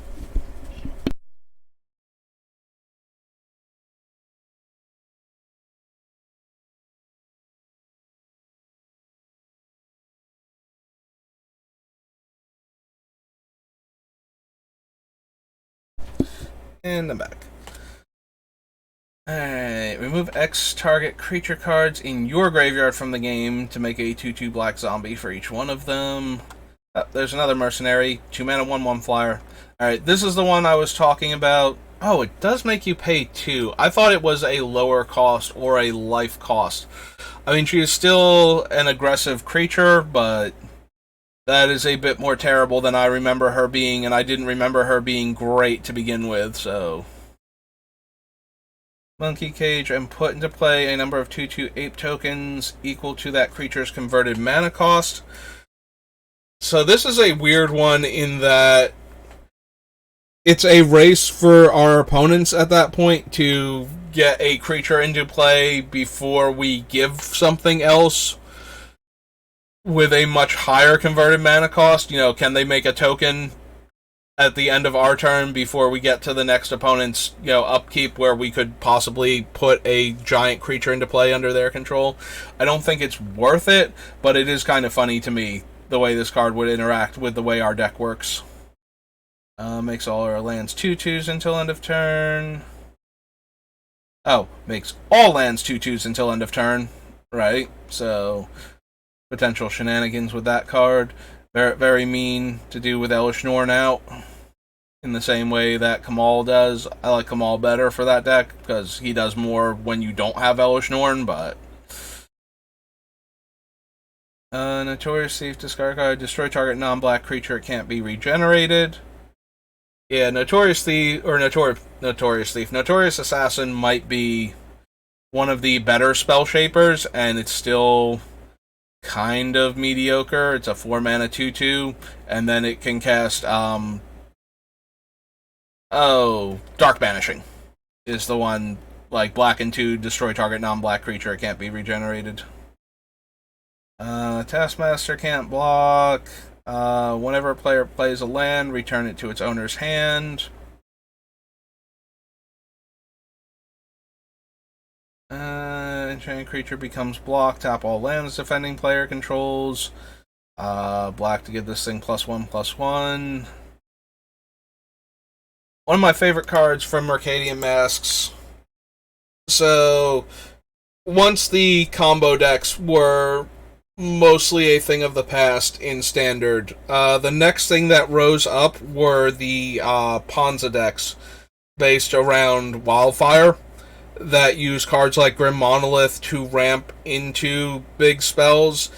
And one of their most common win conditions for this deck was a Dragon from Urza's Destiny. It's a 6/5 flyer for like 5 mana, and you sacrificed it if you did not control an artifact. I am blanking on his name right now. But that was one of their primary win cons, because it had 5 toughness, it survived Wildfire, and because you were ramping with artifacts, you almost always had one. I had a similar build, but I was using Rampant Growth effects. So Rampant Growth, Yavimaya Granger, and Yavimaya Elder, which doesn't ramp but lets you search for the lands. And so I was casting my Wildfires by turn 5 using Mana Ramp, sometimes turn 4. And my opponents were doing it with artifacts, so in order to break that matchup, because they already had the advantage, because I'm getting to 4 lands and then blowing everything up, and then possibly getting like a huge creature with like Pattern of Rebirth. And they are trying to ramp with artifacts. I would play Pulverize in my deck, because if you destroy all of their artifacts, it takes their dragon with it, and now they only have a couple lands in play, whereas I am ramping super hard. I can sometimes even just sack the 2 mountains and not care. And, so I really remember Pulverize very fondly from that point in time. Destroy all creatures with power 2 or less. If you lose, destroy all creatures with power 3 or greater. Player plays a white spell or a green spell. That player discards a card. Becomes blocked by a creature. Put a -1/-1 counter on that creature. Destroy target land. A 1-mana 1/1 that can't be blocked by walls and is a mercenary. Yeah, it's great when you tap like your 5-drop and search your deck and realize this is the only mercenary you have left. Return target green creature from your graveyard to your hand. Shuffle target card in play you control into owner's library. If that was you own, I might actually consider it as another Despotic Scepter, but it's not. And here's the most expensive card from Mercadian Masks. Like, I think even to this day, because it still shows up in some Eternal formats as additional Wasteland, like, in either as an additional Wasteland because you can tap down the land for mana, thus denying your opponent a mana source, but also because it can tap down basic lands in, like, Legacy, so that you can deny your opponent mana while your aggro deck is chipping away at their life total. But this was by far the most sought-after card in Mercadian Masks when it was first printed, because this thing was ubiquitous to, like, every deck. Like, almost, if you were an aggro deck, you were trying to get aggro and then use Rishdam Port to cut off your opponent from resources. If you were a control deck, you still wanted to cut off other control decks from having untapped mana on your turn to cast their counter spells and whatnot. So you would use this to tax their mana at the end of their turn, and then untap and cast your spells and have more mana to work with than your opponent. Becomes blocked. Defending player discards their hand and draws that many cards. 3/3 Mountain Walk. You control a swamp. You can pay 2 life. Gives a creature +2/+0. Trample. Beginning of your upkeep. Put a +1/+1 counter on Elemental. Discard a card to regenerate a creature. It's a 2/1 that's free if your opponent has islands. Sabrance has dealt damage. You may put that many 1/1 green insect tokens into play. Becomes blocked. You gain 1 life. Scandalmonger. So there was a cycle of 5 creatures called the Mongers. Each one of them lets any player pay a certain amount of colorless mana to activate them. Scandalmonger lets any player pay to have target player discard a card from their hand. So the Mongers had relatively cheap, reusable, activated abilities that had powerful effects, but most of the time you did not want to run them because your opponent could turn them against you, and because you are spending mana to cast them, it is way more likely that your opponent will untap and be able to utilize them first. So, somewhat of an interesting design, but very terrible. They were all based on the creature If Biff Afreet from Arabian Nights, which let any player pay green mana in order to have it have a hurricane-like effect, where it would deal 1 damage each time you paid. And in fact, the green one is just straight up that, except that the green one doesn't fly, which If Biff Afreet did, I believe, so you could actually kill If Biff if you had enough green mana to work with. Or if other players were helping you activate it. But, so the red one in this set, though, the green one is a hurricane-like effect, the red one is an earthquake, and the red one does not fly, so the red one can get killed just by players putting enough mana into it. Seismic Mage's Stone Rain. Destroy target non-black creature, can't be regenerated, gain life equal to its toughness. Shock Troops is 4 times the mana for twice as much Mog Fanatic.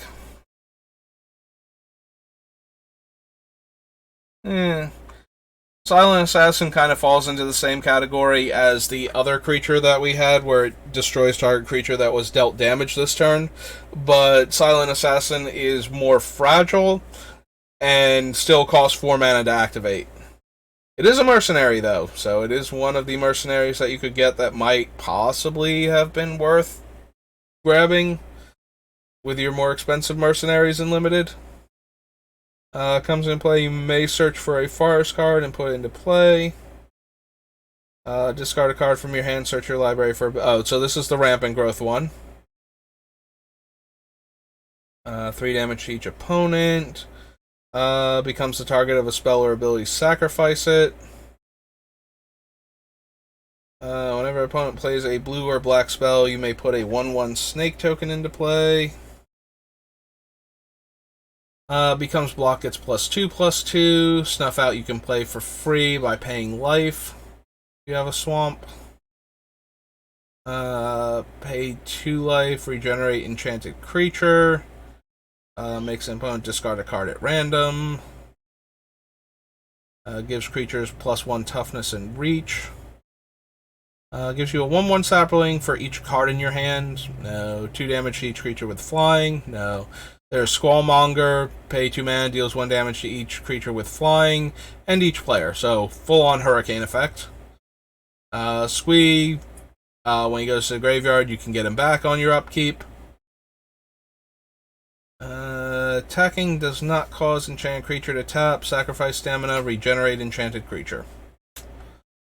Stone Rain. Strongarm Thug comes into play. You may return a mercenary card from your graveyard to your hand. Sacrifice a land. Target creature gets a plus... Oh, no, not even a counter. I started to say counter, but it is not that good. It gets +1/+1 until end of turn. 2 red and X. Each player sacrifices X lands. Players can't play lands. At the beginning of your upkeep, sacrifice Territorial Dispute unless you sacrifice a land.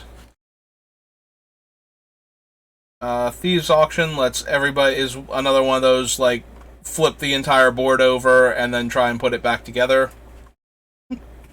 type of cards, where each player, like, takes things that were exiled by it that used to be in play and starts putting them into play under their control. Thrashing Wumpus is a living pestilence. 3 damage to target creature, and you can sack a mountain to cast it. Tiger Claw is anytime you can play it instant. Oh, excuse me. Giant creature gets +1/+1 and has trample. Tower of the Magistrate is kind of fun for as an anti-equipment card. If you run into players that use a very equipment-heavy deck, do note that Tower of the Magistrate is not limited to a target creature you control. So if you give the creature protection from artifacts, it cannot have artifacts attached to it anymore, and it will knock all of the equipment off. It will also prevent any equipment that is trying to attach to it from doing so. So you can use Tower of the Magistrate in response to Greaves or Boots to prevent those cards from going onto the creature in the first place. The ability will fail to attach the illegal equipment to it, like it can't legally target it, so the target for the ability becomes illegal and the equipment will stay where it is. It notably cards like Leonin Shikari, which can allow them to do it in response to the activation of it, will let them get around it, especially with Greaves that attaches for free, since they can activate it at instant speed. But it is a way to knock like a whole ton of equipment off of like the legendary cat that picks up all equipment when it attacks, or to prevent those equipment from attaching to it in the first place, because if it has pro artifacts, they will not attach to it, even though they otherwise, like, it's not targeting him, he still can't have them attached to him, so they would still not get to him in time. Deals 1 damage to each creature without flying. Two-headed dragon does double fire breathing and can block 2 creatures. Undertaker is the Raise Dead one of the spell shapers. Creatures your opponents play come into play tapped. There is a 1/1 flying Death Touch for 4 mana.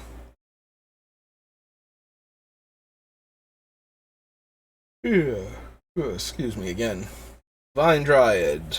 Notable for being one of the most aggro cards, because you could cast it for free, so you can exile a green card from your hand instead of paying this thing's mana cost, and it is a 1/3 flash Forest Walk. Just to show you the power of free spells, this thing actually saw play in Mercadian Mass Standard. Just because you could cast it very quickly and then enchant it with Rancor from Urza's Legacy in the same turn. Like, you could play Forest, exile a green card from your hand, cast this, and Rancor it up before your opponent had a chance to, play a land yet, and now you have a 3/3 on turn 1. And if they happen to also be a green Stompy deck, you have a 3/3 unblockable. So, no matter what you are doing, when spells are free, they always have the chance to be incredibly powerful in their standard format or in some format, just because you can circumvent the mana cost on them. Like, as terrible as a lot of the free cards are that we've seen, they still, as terrible as they read, they still saw a lot of play, and some of them were, way more powerful than they ever thought. This is the same set that gave us Gush, which has fluctuated back and forth between being restricted and unrestricted in Vintage, because whenever they restrict it, it tends to drop off and see almost no play, and whenever they unrestrict it, it seems to become a 4 in a lot of decks. Just because being able to cast it for free doesn't matter that you have to bounce 2 lands back to your hand. Just getting more cards without having to spend more mana and letting you use that mana on the spells you're drawing instead, just that much better. So yeah, even a card that reads as poorly as this, it is a 4 mana, 1/3. And all it has is Forest Walk to work with, and Flash. But you can cast it by exiling a green card from your hand, and that let it be way more aggro and let you get off to a much faster start. So, yep. Does not matter. If it lets you circumvent the mana cost, you always have to worry about what it will actually accomplish in the formats that it's in. Deals X damage divided as you choose among any number of target creatures, where X is the number of creatures in play. Target player discards a card. That's a wall. War Cadence, creatures can't block unless they pay X. And here's the Earthquake one. This is Warmonger.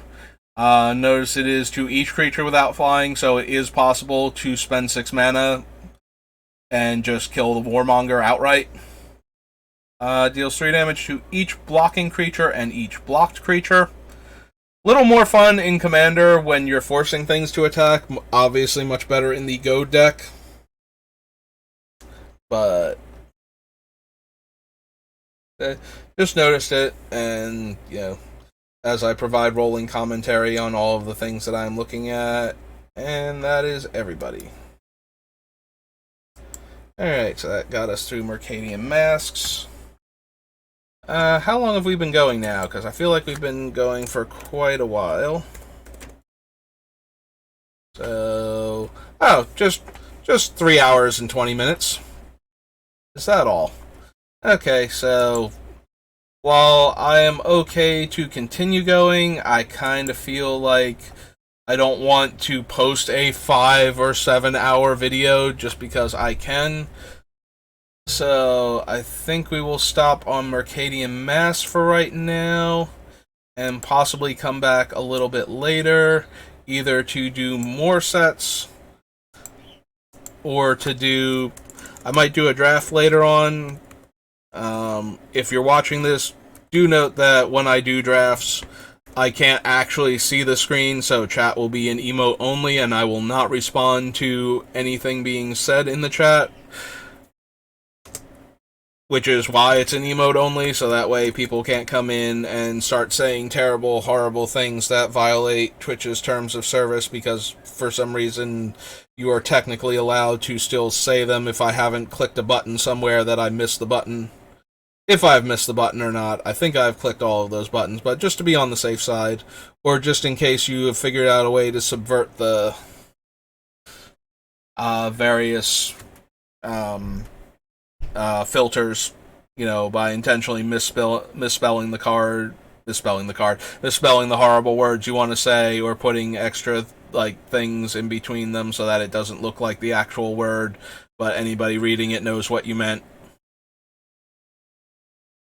Okay, so yeah, I'm going to take a little bit of a break, maybe go do some other stuff, and probably be back later to either do a draft or to continue working on this set.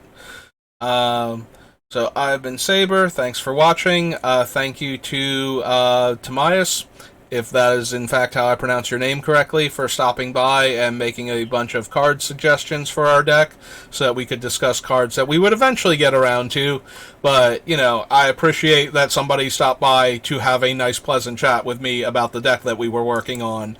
Again, having people that stop by just to say hi and, want to talk about Magic as opposed to talking about, how I can buy more, Twitch viewers from you.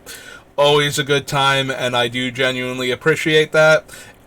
Every type of positive engagement is greatly appreciated, because I am still very new to this, and just having people to talk to, having it be a conversation rather than me rambling on and on for almost 3.5 hours now, really lets me feel like I'm doing something other than shouting into the void.